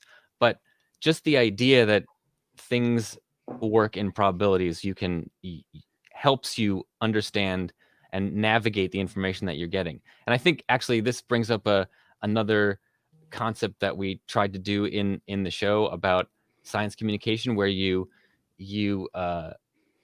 create when you're creating an explanation for something, it kind of has to map onto a higher resolution explanation of that the concept, so that basically if we're talking about Bayesian reasoning and we're giving an overview of it, it should, when you research Bayesian reasoning and you get closer and you get further into the equation and you figure out all this stuff, what we've said still works.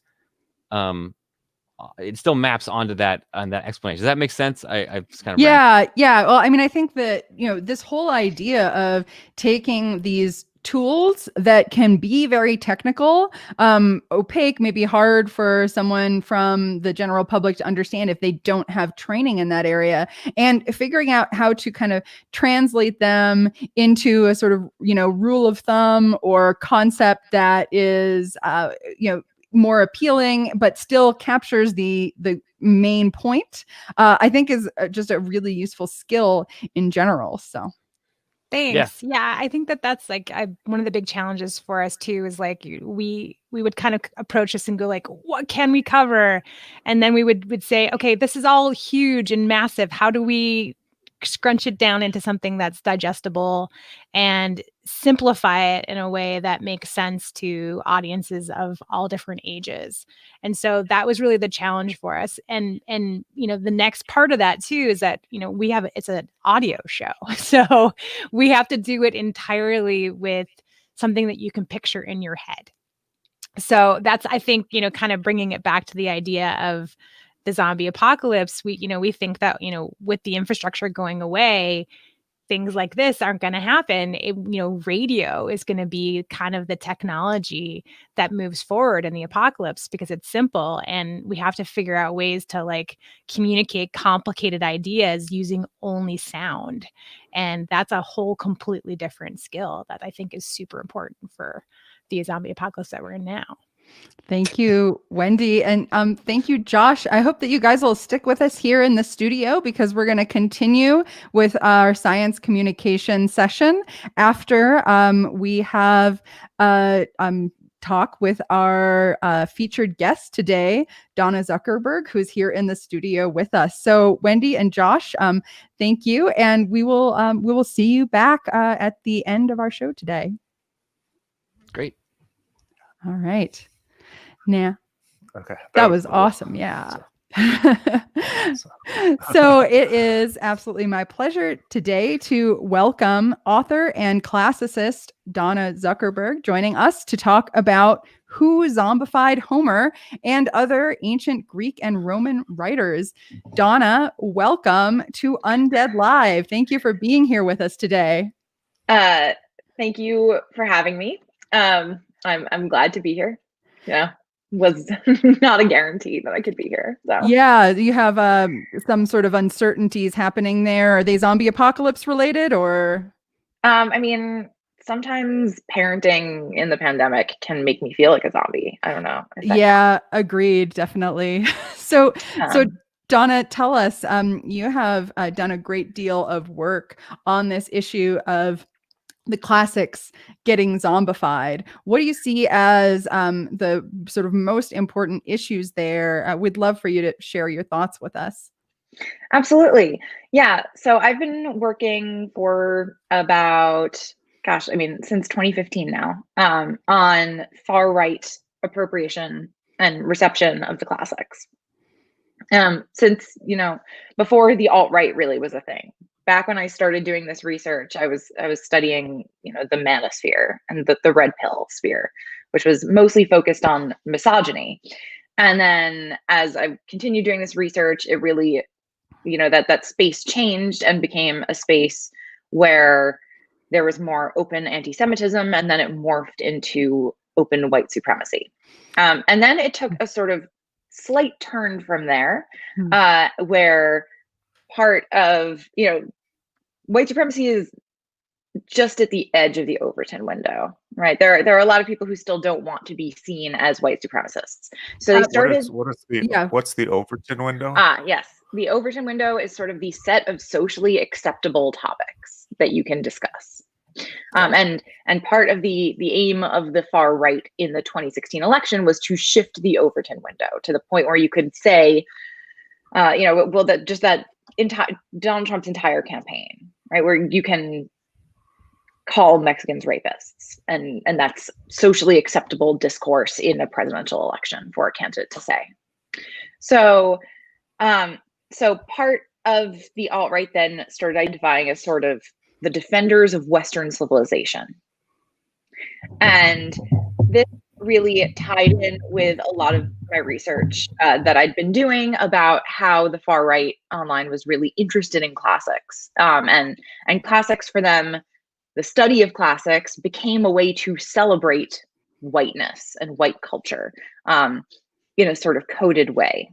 And it's sort of interesting that they did that because ancient Greece and Rome were not necessarily meaningfully white in a way that we would understand those terms.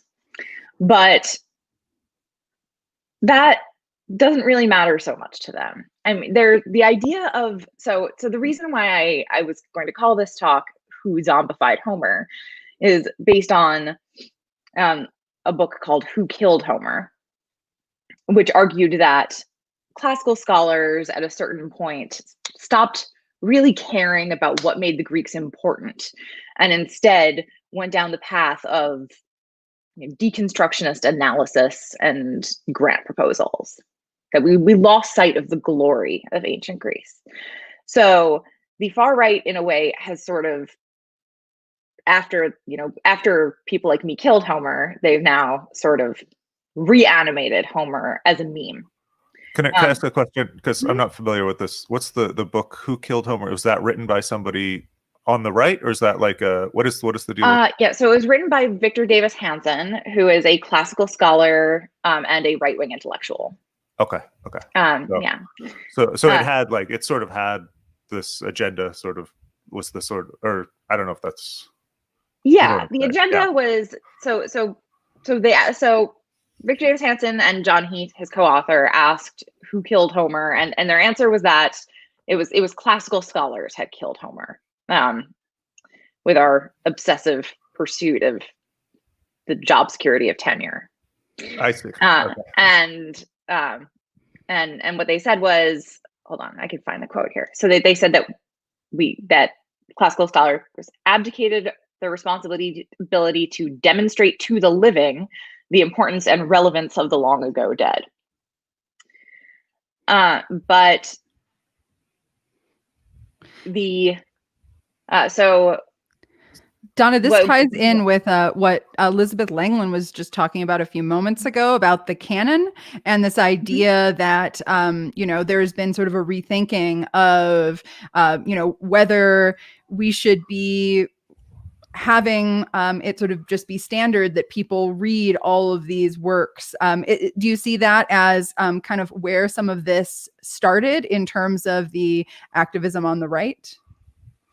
I definitely was part of it. It was sort of a backlash to the backlash against the canon, in part. The idea that that leftist students and progressive professors were looking to throw out the canon because it was too problematic, and to sort of rob us of the enjoyment of the great cultural artifacts of the West. That was part of the idea for sure. So let me just rewind. So the idea is, so this is almost like when you hear like the Proud Boys or whatever saying their thing of like, hey, we want to celebrate, or like so they're saying, they're saying that essentially academics have been too mean to the classics. Is that basically the idea, like, of killing Homer? Is that sort of what they're saying? Yeah, like, that we're destroying, that we're too mean is a funny way to put it. Yeah, I get told all the time that I must actually hate the stuff that I study, because I recognize that there are elements of it that are problematic. Okay, I guess so. So coming from not really having taken so I took like a classic class in college a long time ago, right? So of an outsider of sort of the idea. What they're saying is, okay, I think I get it. That like, because I was trying to think of, all right, never mind, I got it. So basically, they're saying you, Donna, and others were kind of challenging this notion that the classics should just be this sort of canon of dead white old males, right? And then there was sort of a backlash against that. I have respect for the canon in part. I think that you can read something without necessarily celebrating it unproblematically. So I was just gonna say, I think what I was confused by the title, I was thinking it meant that people didn't talk about Homer anymore, but the idea is, they're saying, we're talking about Homer talking about it in the wrong way. Yeah, got it. That was what was throwing me off. So okay, cool. No, yeah, it's more that. And I think, it's always, it's funny to me that it goes, that the critique goes in that direction, that classicists, for me to think in a critical way about what I study is seen as evidence that I hate it, right? Because, that doesn't seem like something that people would expect of other scholars, of historians, historians of the Civil War, if you. Although I think we're seeing that play out, right, with like these arguments about what can be taught in school, like in terms of like but okay, but no, this is really interesting. So this is sort of like, just to make sure I have the context right. It's like, because we were just talking about earlier, we need more perspectives, right? Not just the sort of white male European sort of narratives in fiction. And so this is sort of a battle over that, essentially. Is that correct? A little bit. Yeah, it's a battle over. So I think that there have been a lot of really interesting and exciting ways in which classicists and not even classicists, just people who are interested in ancient Greece and Rome and the ancient Mediterranean have been thinking about what that study means today, and trying to and bringing it into the 21st century in really exciting ways. And what we're seeing from the right is a pushback that often takes the form of harassment and trolling of scholars, artists, writers who try to use antiquity in creative, exciting, and especially politically progressive ways. So they, and that's sort of my, that was the sort of zombie Homer idea that the alt-right has revived sort of the idea of antiquity as a meme, which is, it's a shorthand for the celebration of the achievements of white culture. And doing so really erases all of the messy complexity and multiculturality, sorry, I'm a little tired here, and ambivalence of classical antiquity. And it replaces it with this just, it's just an empty shell. Donna, we have a question from Carlo Mealy. Yeah. He's asking, is it intellectually interesting or valuable just to sort of glorify texts? And, so what are classicists supposed to do other than think critically about the classics? Right. I mean, I guess you could analyze the text to try to figure out why it has been so meaningful and what makes it so beautiful. That would be the only option I can think of. Yeah, I mean, but I take your point, Carlo. It's sort of wild to think that there could be scholarship without critical thinking. So, we have a question from Liz. She's asking about your book. Hi, Liz. Yeah. Yes. Did not all dead white men change over the course of writing it? How are things different? Maybe you could just give us a quick, what is the book, Not All Dead White Men? And then tell us a little bit about how things have changed since you started writing it.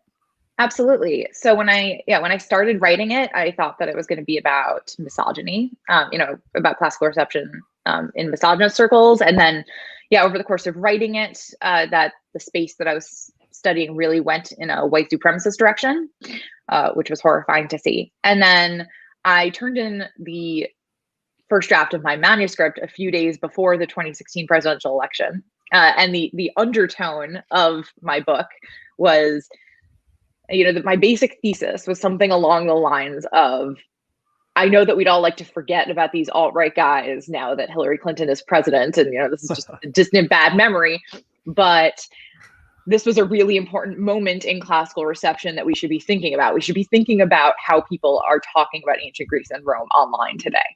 So that was the thesis of the first draft of my manuscript, and then before it even hit the peer reviewers, I realized that I had a lot of rewriting to do. And that was a really tough process. If I were writing it today, there are some things that I would definitely do differently, or some material that looks more important from 2020 than it did. So the book came out in late 2018, which means that I finished writing it in early 2018 because of the pace of academic publishing.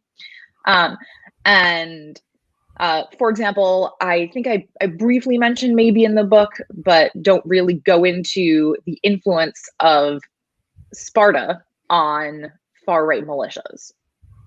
And the ways in which, you mentioned the Proud Boys, the ways in which they use the idea of the Spartan military legacy and the Spartan legacy of ethnic purity to justify and mythologize themselves. And from where we sit now in 2020, with the election approaching, that seems like some of the most important material.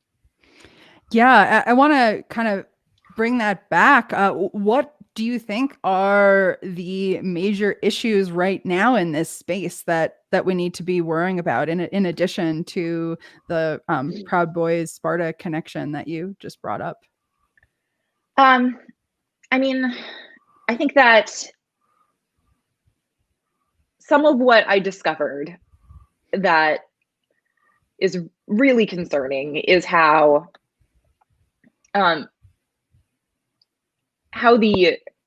essentially the YouTube suggestions algorithm can take a person who is interested in looking into videos about ancient Greece and Rome, or, about Western civilization, and then can find themselves going down a rabbit hole that brings them into white supremacy. And this feature of the YouTube suggestions algorithm is well known. It's known, especially how that pathway works from people who are interested in video games, and that there's sort of the informal name for this is the PewDie pipeline. That people because PewDiePie is a YouTuber who talked about video games and then eventually started talking about white supremacy. And the idea is that you could be watching videos about video games and then be sort of, zombified really, into joining the alt-right. Yeah. And this whole issue of kind of like getting sucked into these, rabbit holes or maybe even wormholes, right, to sort of alternate realities through these algorithms. Is this something that is still as much of an issue as it was, or have the algorithms started changing so that this isn't as much of a problem? They have started changing, which is good, and also a lot of far right, the really far right material has left the mainstream platforms and sort of gone underground, to other platforms where they won't be censored. So that is also. Is that good? That's a great question. I tend to think that it's good, although that doesn't, you can't stop people from spreading these ideas. It just keeps them in ever more hermetically sealed bubbles, right? Right, which seems like it would be more and more extreme, right? Like, yes, yeah.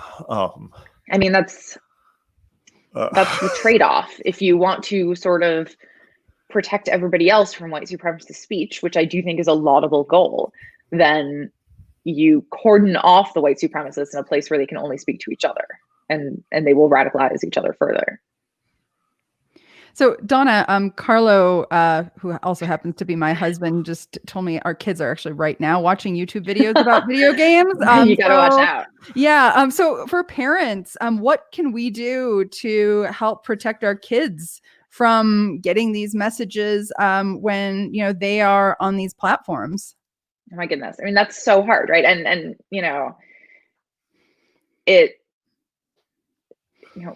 Minecraft was created by a guy with alt-right affiliations. It's terrifying for me as a parent of. So I have a toddler and I have a 7-year-old, and the idea that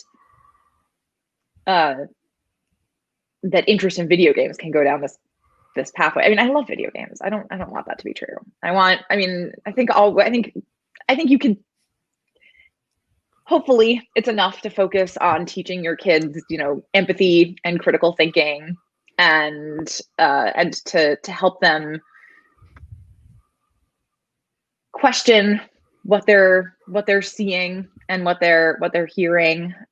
But there's no real silver bullet here, unfortunately. I get asked a lot, if I see a friend who seems to be going down a red pill pathway, how do I stop it? And Donna, can you tell us what is a red pill pathway for everybody? Okay, so yeah, the red pill is sort of it's the name that I use that the community uses, that several communities use online, that are sort of united by the idea that white heterosexual men are oppressed in our society, and they believe that everybody else, they know that a lot of people don't think that, and they believe that they've achieved a sort of enlightenment that allows them to sort of pierce through the veil of reality that claims that life is harder for women and people of color. And the metaphor of the red pill comes from The Matrix, the movie The Matrix, where Neo is offered a red pill that will allow him to see the truth about the world that he lives in. So Donna, I think this whole issue of the truth. And I mean, this is something that I see coming up over and over again in conspiracy theories, actually. This idea like, oh, I'm doing my own research to find the truth. I know the truth that other people don't know. And Elizabeth Langland has a question that really is along these lines. She's asking, is there a way to kind of get in, to sort of let the light in when you have these communities that, believe that they have the truth that others don't have?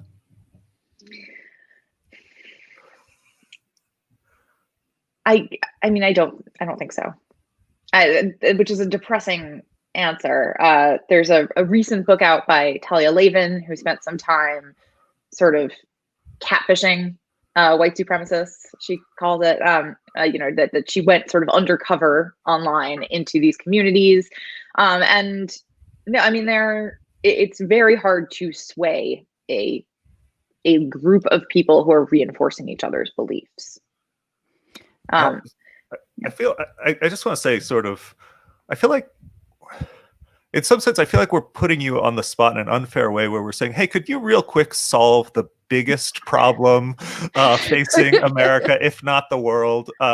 So, I mean, I think this is I just want to say, this seems like a huge issue, right? This is a huge thing that, like, as you were mentioning, it's hitting PewDiePie, it's clearly huge in government, and it's like, and I think a lot of us were sort of thinking this was an issue that was kind of maybe done, maybe 12 years ago, and we're realizing, oh my gosh. So I don't know that there's a question. I just feel, I was like, this is thank you. I wish I had a great answer to how you can solve online radicalization and white supremacy. That would be really fantastic. So maybe another question would be, going back to the sort of idea of, as parents, right? And as parents of kids who watch YouTube, and even as people who watch YouTube, I watch YouTube, I watch video game channels. What are the ways that we can sort of keep our kids, keep ourselves from, like, getting sucked in by this, right? That might be a better, even if we can't necessarily unradicalize the fully radicalized people, how can we sort of contain it, How can we contain it is a different question, right? Because the censorship that has pushed a lot of far-right voices into echo chambers is a method of containment that I do think protects, children from going down that path. So that's why I'm in favor. Right. I guess there were two questions about it, because one is, how can we contain it as a society? I think I was sort of asking, just as parents, how can we contain it like, what can we do to sort of keep our kids sort of moving in the right direction, if that makes sense? Yeah, I just got a comment. Yeah, I thought, Carlo, you seems like you've got a great kid there. Yeah, I mean, I do think it's, very important to know what your kids are watching, and to talk to them about it. That's sort of the best. I mean, unfortunately, I don't think that there's like a great replacement there for just engaged parenting, which in this day and age, when our kids are in front of iPads or laptops doing school all day long, is harder than ever. Donna, Carlo's asking if the algorithms will sort of learn to stop serving up far-right videos if people stop watching the stream when those appear. I mean, yes, but obviously there are enough people who do watch it that, that they keep suggesting it. And most upsetting, I think, is that if you watch progressive video game commentary, like Anita Sarkeesian, it will then start suggesting to you sort of far right responses to Anita Sarkeesian that are sometimes really awful. So So we have a couple of questions coming in about misinformation. And I'm wondering, Christy Rochi, would you be up for joining us to talk about misinformation a little bit? Introduce yourself and tell us what you think of the conversation that we're having so far. Hi, I'm Christy. I'm the managing director, or was in the before times, of the News Collab at Arizona State, and where I studied media literacy and misinformation. And this conversation has been fascinating in all kinds of ways, both as a scholar and a parent and a former high school English teacher. So I'm just really loving this. Thanks, Christy. So we've had a bunch of comments and questions sort of about misinformation and how it ties in with these issues in terms of YouTube algorithms and also this idea I may have of to go memes. soon. Sorry. Yeah, sure. No, that's fine. Donna, what are your thoughts in terms of the link between misinformation and these issues? And then we can transition to chatting with Christy about it. Yeah, the link between misinformation and these issues, I mean, it can be very hard to label misinformation as such, right? The line between misinformation and analysis is not always completely clear. And while a lot of news sites and a lot of social media sites are committed to removing misinformation, it's a fine line. So I think. Yeah, it's a challenge, right? To sort of say, well, how do we even say what misinformation is and find it and detect it and, quarantine it if need be. Right. And I mean, you could say, vaccines don't cause autism, and claiming that they do is misinformation. But there's a large subsection of the population that believes otherwise and will then see this as censorship of their ideas and will respond. So and there's not necessarily a great way to control that response. So we have a comment here from Lewis, because I think, in your book, you talk about sort of online sites like Reddit and things like this. And so this question I think is interesting. Is these problems, this because of the internet, or is the internet just sort of showing a thing that's been a problem forever? Or, you know what I mean? I mean, I think in large part is because of the internet, but I think that the internet has great power to connect people. And, and sometimes that's wonderful. It's connecting all of us in this, age of pandemic, when we can't be together in person. And sometimes, and it also facilitates connections between white supremacists. So it's a double-edged sword for sure. Donna, we have one last question. It's a little bit provocative here, but Charlotte Kendall is asking how you feel about. Oh, yeah, no, I'm not going to answer that. Sorry. Okay. All right. Yeah. We'll make that one go away. Yeah. All right. No problem. Yeah. So Dave, go ahead. No, I mean, I just think. I don't know. To go back to that question about, is it the internet, right? I think misinformation has been around for forever. And I think it's able to flourish. But I guess the one thing I always sort of, when we talk about this, it seems like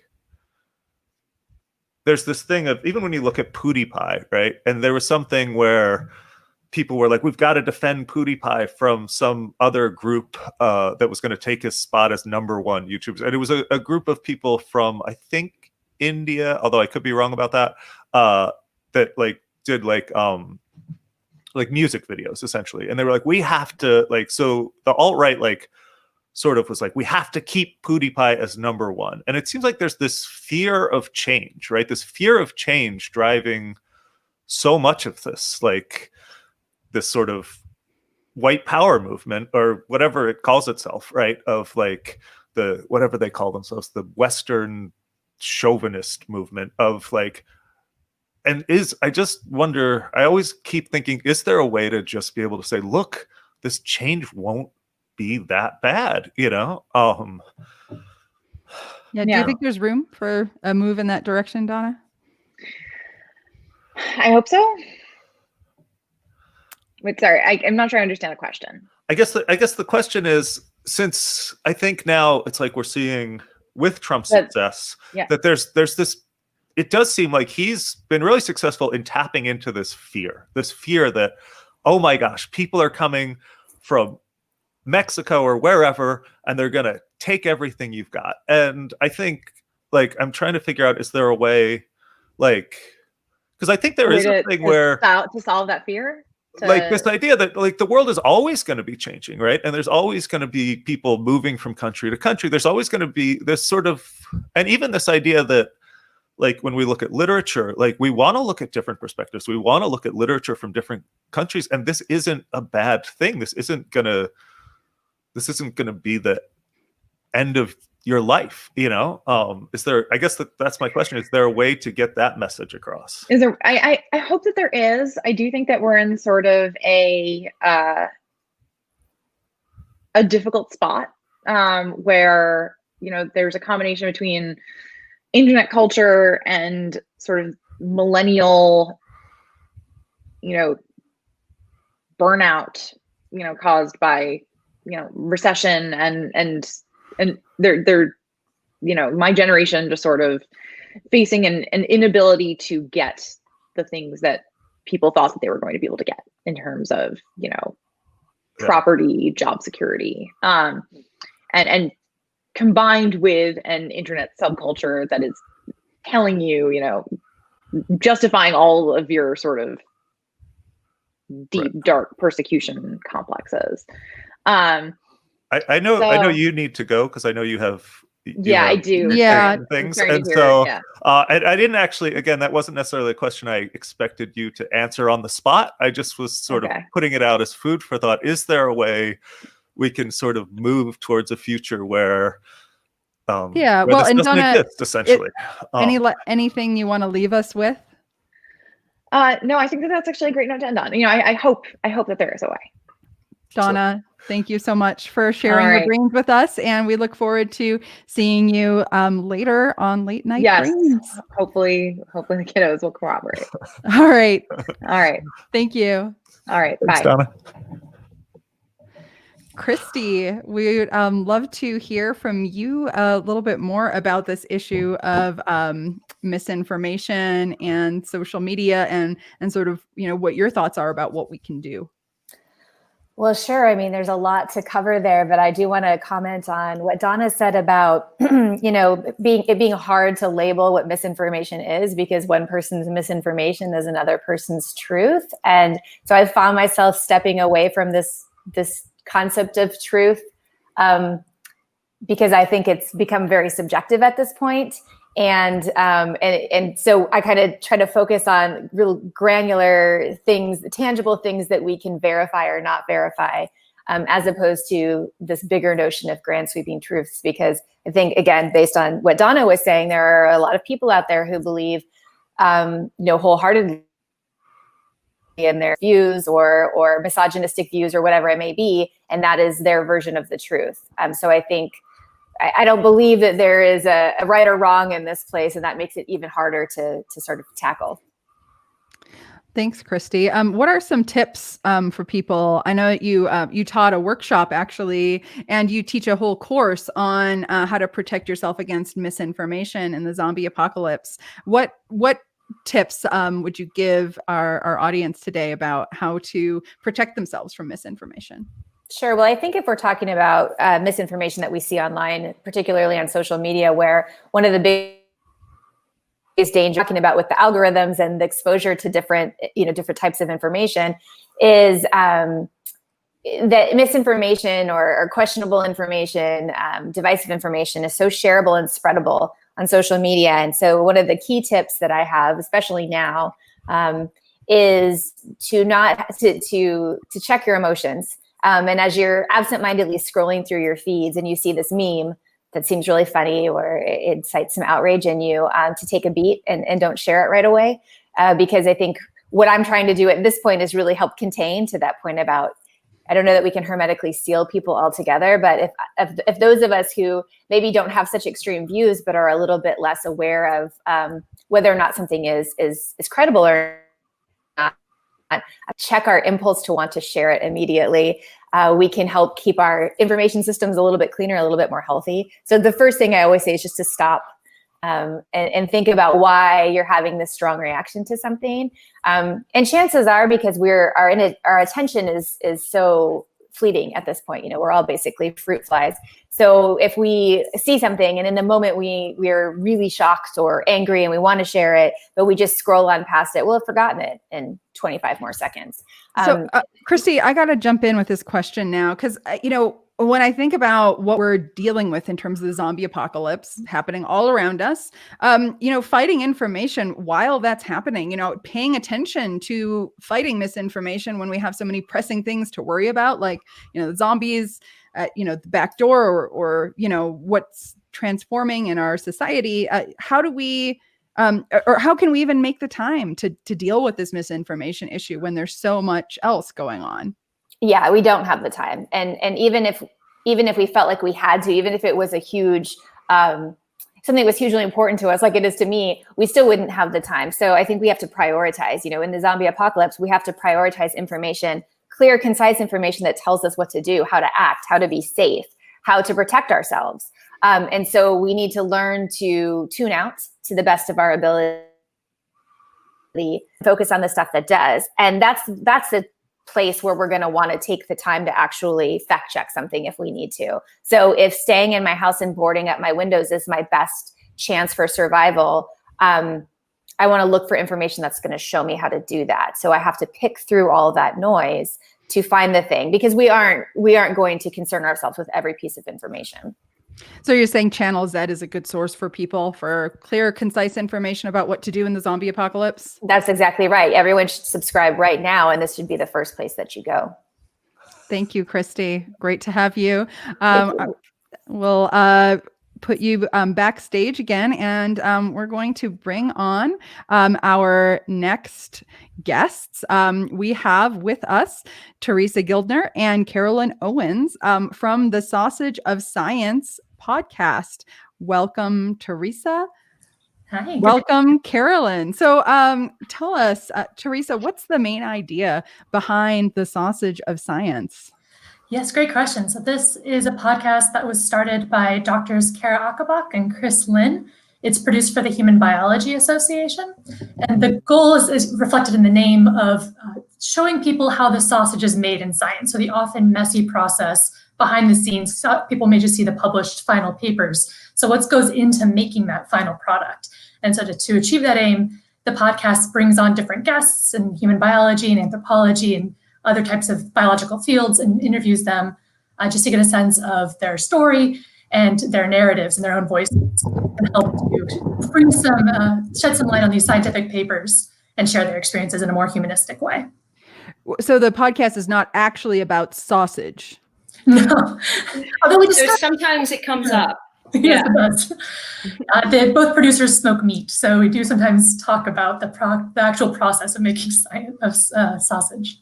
Yeah, and Theresa and I are really used to being on the other side of podcasting. So it's neat to hear from Josh and Wendy. We produce from behind the scenes, which is convenient in the case of hiding from zombies in a deep, dark basement, for instance. We're totally safe. So it's really cool to be able to come to the forefront and get both sides of what it means to both, host a podcast and also what Theresa and I do with producing. And our podcast is really low tech.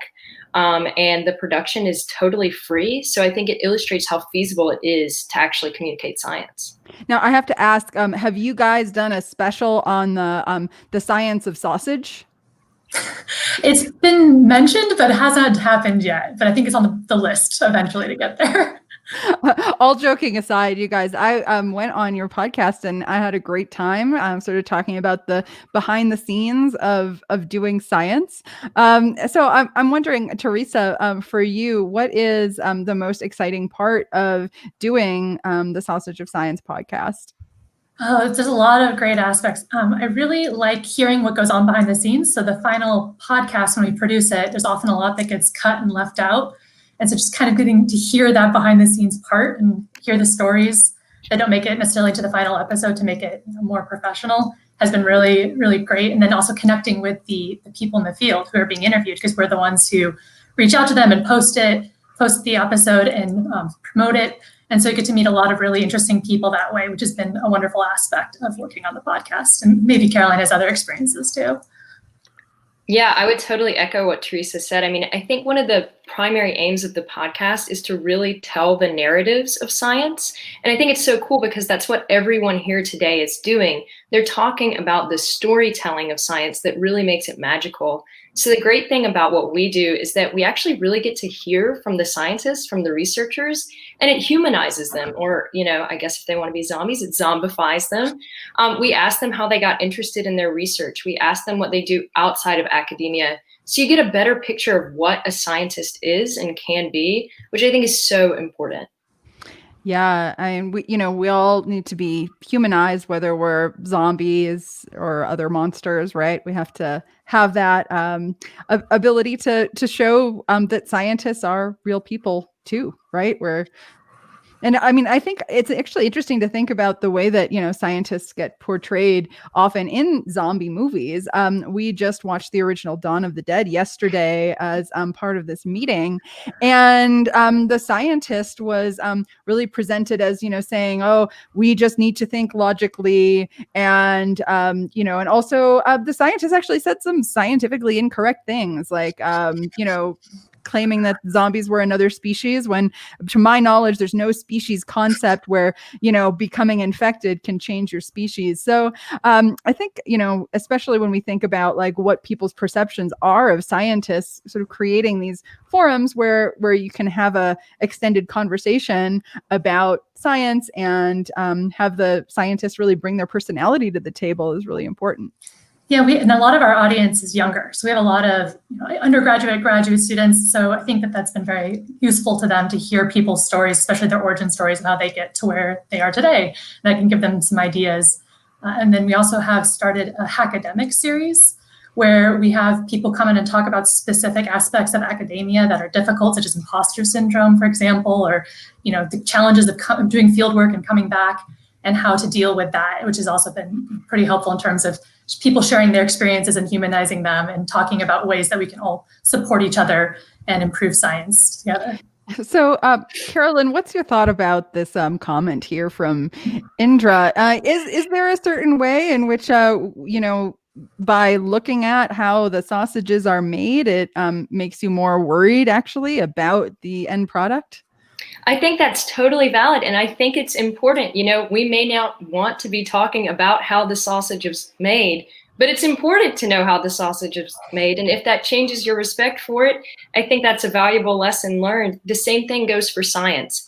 It's important to understand the biases that come to your science, the methods that are used in the science. And if that causes you to lose respect for it, I think that's a great lesson learned. And it's important that we be really transparent in the science we're doing. And when you say lose respect for the science, you just mean for like a particular scientific study as opposed to like science as a whole. Of course, right? Yeah. Borrowing from the Otto van Bismarck quote that Indra put up, where she's talking about losing respect. I think it's just more about understanding what goes into the product that can make it valuable and how to learn for the next time and do the science better, do the study better. Now, Carolyn and Theresa, you mentioned how podcast is a sort of lower budget podcast. Do you have advice or thoughts for people who are wanting to start a podcast themselves and maybe sort of not sure what they need to have in terms of, equipment and resources to make that happen? Right. So I can start, maybe Caroline can jump in, but we do this pretty low tech. I mean, there's obviously a range of ways you can do it. As you can see, we do not have professional mics and sound booths. So that, be nice to have that, but definitely not necessary. We use Audacity, which is a free editing software.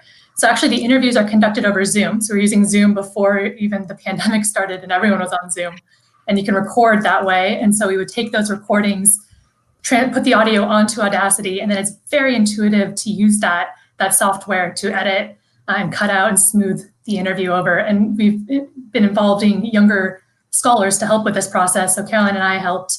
We have a couple new grad students who are joining to help produce the podcast as well. So it's a wonderful opportunity for younger scholars to become involved in science communication and meet people in the field and do some service. So you can do it this way as well in terms of getting help with producing it in a low budget. Do you want to add anything, Caroline? Yeah, I think, Theresa, you covered everything super well. One of the great things that we learned is that it's always nice to send people questions in advance, but be prepared to deviate from script. And I think sometimes those deviations from script are like the most enlightening moments because they're typically thoughts from the field or thoughts from doing the research that haven't been incorporated in the scholarly papers. So for folks that are interested in starting more of a conversational podcast, having some questions, but being flexible and really focusing on dialogue between people has been a huge success point for us, I think. Yeah, that resonates a lot. I mean, you probably know Dave and I have our podcast Zombified. We've got some of the covers back here from our episodes. But yeah, we really focus on trying to have that conversation. We focus on the issues of zombification, of course, because that is a point of the podcast. And we have some questions that, we usually use, but we also just try to listen and then respond to what our guests are saying that's interesting and follow up with the topics as they're coming up. So do you mind if I take us slightly off script here? Well, not entirely, but I just thinking about, because coming off of Donna's talk, and we were talking about sort of homogeneity, just essentially the fact that lack of diversity in literature, right? Mm-hmm. And that's a thing, I think, this weird syndrome, right? Are you guys familiar with this, where it's like people who conduct science tend to be Western, white, educated. Western. Yeah, if you know the actual one, go for it. Western, educated, industrial. What's R? Rich, D. Democratic. So, although that D is getting more and more questionable these days. So, but yeah, actually, I was even mostly thinking about the fact the white and the rich, I think, are big factors, and we've sort of been talking throughout the week about how this is reflected in literature, right? That we get the literature of the white and the rich. And so what are your thoughts on ways to sort Dave, of I don't want to interrupt you, is that but too much? We want to bring in Baba, and we won't oh my gosh. Yeah. Okay. So, but I think never let's mind. continue with this whole thread. And Baba, welcome back to Undead Live. It is awesome to have you back. So, we've been talking about information, misinformation, science communication. Hey, I just kind of made a rhyme there. What are you thinking as you're hearing us talk today? And let me bring Christy back in with us too, so she can chat with us. All right. Okay, so I came to science communication purely as an artist. Like, I want to entertain people, and then a scientist reached out to me and said, could you use rap to help people understand the origin of species? And I thought that was just a cool challenge, so I took it on. And then it was only once I had signed on that he was like, and I'm going to have to fact check all of your lyrics for scientific accuracy because evolutionary theory is often misrepresented. There's all this pseudoscience out there. We can't propagate any of the bad ideas, which I hadn't really, from an artist perspective, I was like, oh, okay, well, that makes sense. But I hadn't really subjected my lyrics to that kind of critique before. But I did it. He changed stuff. He suggested what I should read, like very subtle points sometimes in terms of how people could get it wrong. But then when I got on stage the first time, that's when everything changed for me. Because this was a scientist in England. He said, his name is Dr. Mark Palin. He's a bacterial geneticist. And he introduced my first ever rap evolution performance by saying, don't worry, I've checked the lyrics. They're all scientifically factual. What you're about to witness is the first ever peer-reviewed rap. All right, take it away, Baba. And I was like standing on stage, getting ready for my set. But in my head, I was like, that shit is gold. Peer-reviewed rap. As soon as he said that, it's not even my coinage, but I was like, that's all I want to do now. And there's something about it. This was the unexpected side, because I have a humanities degree and more of an arts background. I got way more swagger suddenly from that, where I'd get on stage and be like, take it up with the army of scientists that marches behind me. And there's something very sort of natural to hip hop about making like proclamations of fact, but not just my opinion of fact. And I just kind of like got into this persona of like the soldier of scientific orthodoxy, like battling pseudoscience. And I just found it was like a really natural fit with the sort of hip-hop battle rap tropes, and that's been my whole last 10 years off of this one random project that fell in my lap, and then I was a science communicator. So, Baba, what have been the biggest challenges in sort of taking this, turn, I would say, which then brought you down this whole other path of becoming a science communicator? Well, I think staying true to the facts, and also finding the hook. That is always the hard part. The simple thing to do is like use rap, which is already entertaining, to explain facts which exist, and the link between them is tangential. It's just like another communication form. But where I'm always trying to find like, what is the thing about this topic that is like a meta representation of what rap is? With evolution, I found that was really easy. Darwinian survival of the fittest battles for space in our iPhone playlists, or evolutionary psychology representations of like threat displays and peacock displays, and all the various sort of signaling theory of evolutionary biology. I mean, go watch a rap music video with that stuff in mind, and it's all there. That I found intrinsic links. Other ones have been harder. Climate change I struggled with more. Like, how is climate change and rap like intrinsically linked, rather than just I can talk about climate change using rap? There's lots of rap phrases that work, like it's getting hot in here, but climate change is like a heavy topic. So a lot of the challenge of that, and what I ended up finding is a lot of what worked was sort of we need to move the crowd. Like, that's what we need for climate change, is to move the crowd. We've got to motivate people. Like, what's missing is political will. What's rap good for? Moving the crowd. Maybe a bit of a tangential link, but in practice, in a live show, it works really well, because I'll get people like nodding their heads. Then I'll be like, yeah, I'm burning this beat. Nod your head affirmatively. Climate change is real. You agree? Just kind of bringing people along with the visceral side of a hip hop show, and then saying like, this is what's missing in climate communication. It's too sterile. We gotta get people feeling it, and that's the hard part, because it's such a distant seeming threat.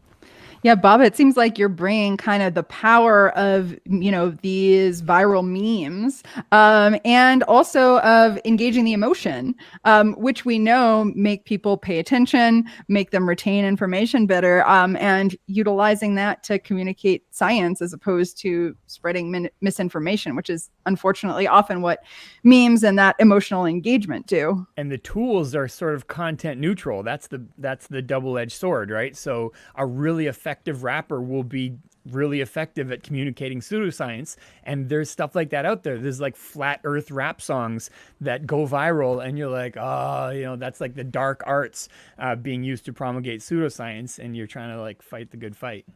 Yeah, Christy's saying here, that rap is so assertive, and that's kind of what we need in science right now for science communication.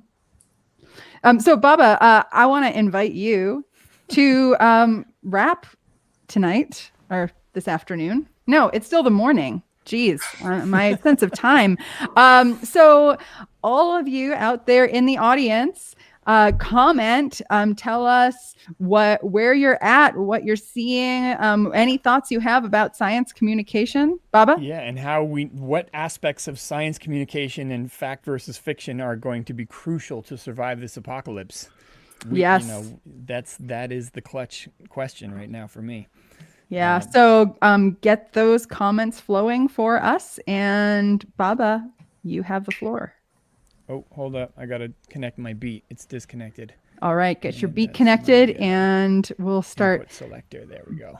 Get your beat connected and your input selected. I like it. Is that coming through? Oh, yeah. Yeah. All right. How's the level? Levels are good. Cool. All right. Yeah.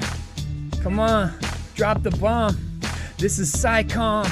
I introduce you to people like my mom.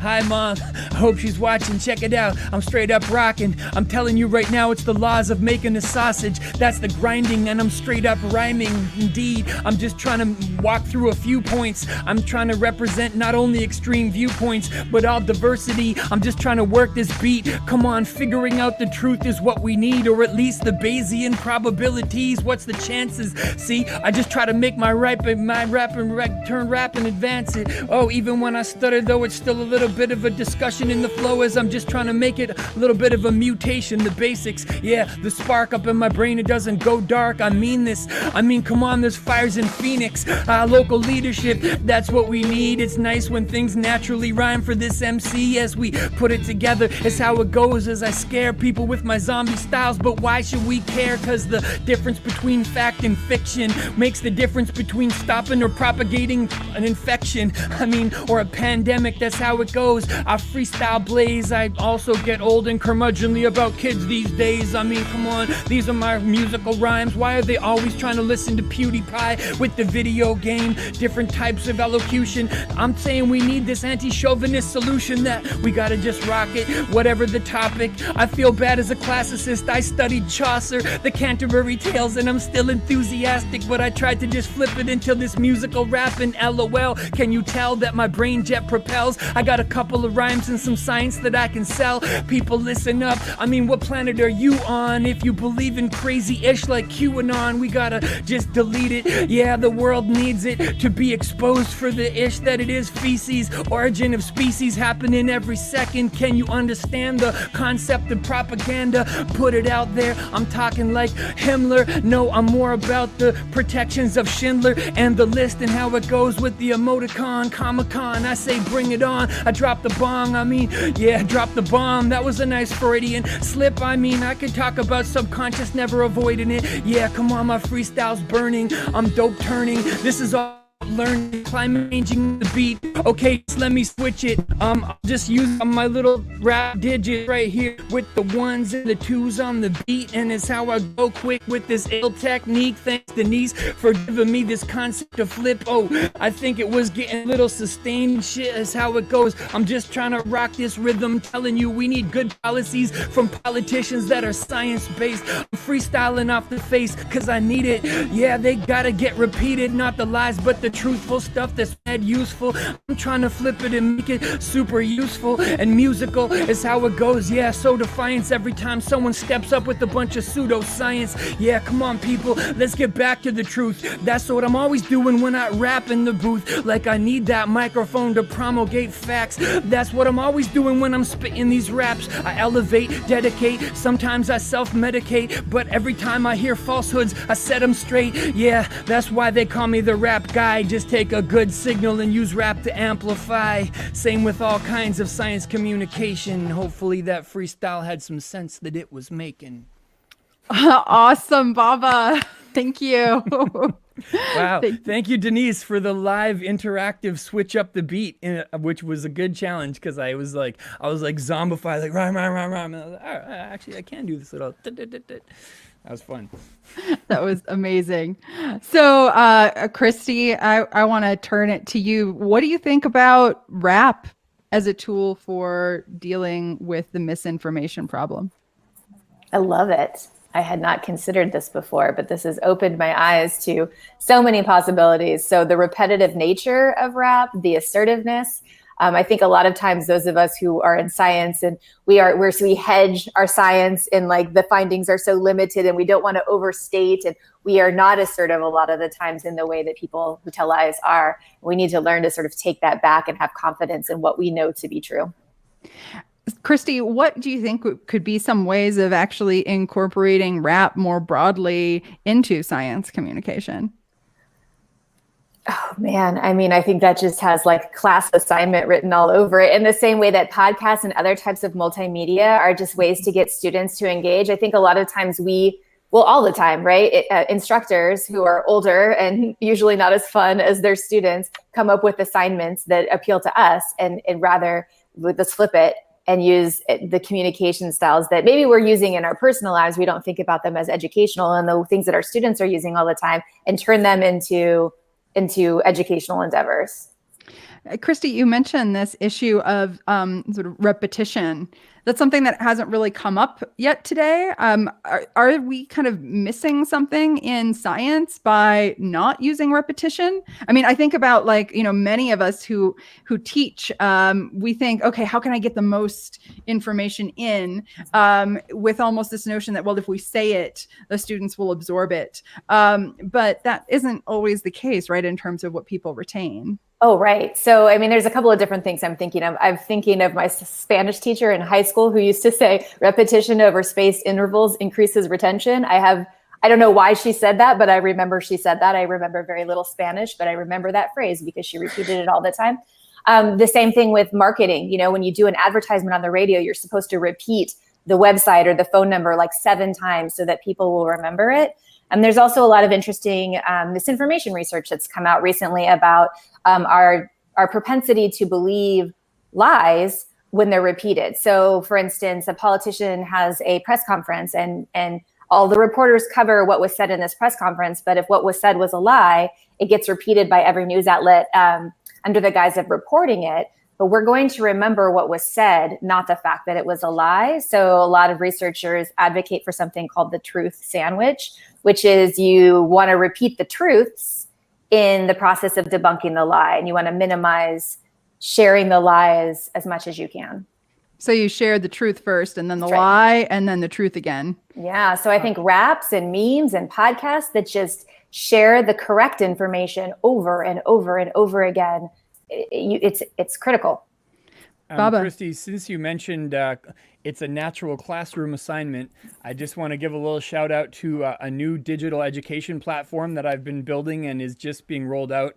If everyone listening goes to rapguide.com, they will find scientifically peer-reviewed rap songs and also tools to use them in class where you can assign students to annotate the lyrics and then have them do a peer review exercise where they comment and upvote on each other's lyrics, and then the best of them get pushed in a Darwinian process to be published on the site. So it's like public science communication as well. And there's a class at the University of Minnesota right now with like 140 students currently annotating my song Parasite Wars, and it's super exciting to see all the comments come in and all the interactions. And there's also a workshop on there that's like a digital 10-step program for how to rap if you are a novice, and how the rhyme schemes work and the rhythm schemes and how to sort of make your own rap videos in class. So please do check it out. Awesome, Baba. Well, that's a great way to end us. Make sure you check out rapguide.com.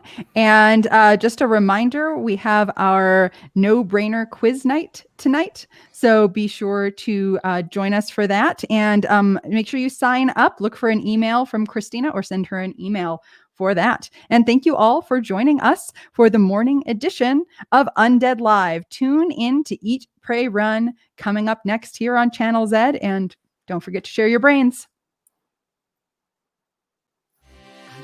It's crazy, but it seems so logical. I can't deny that there is something supernatural with you.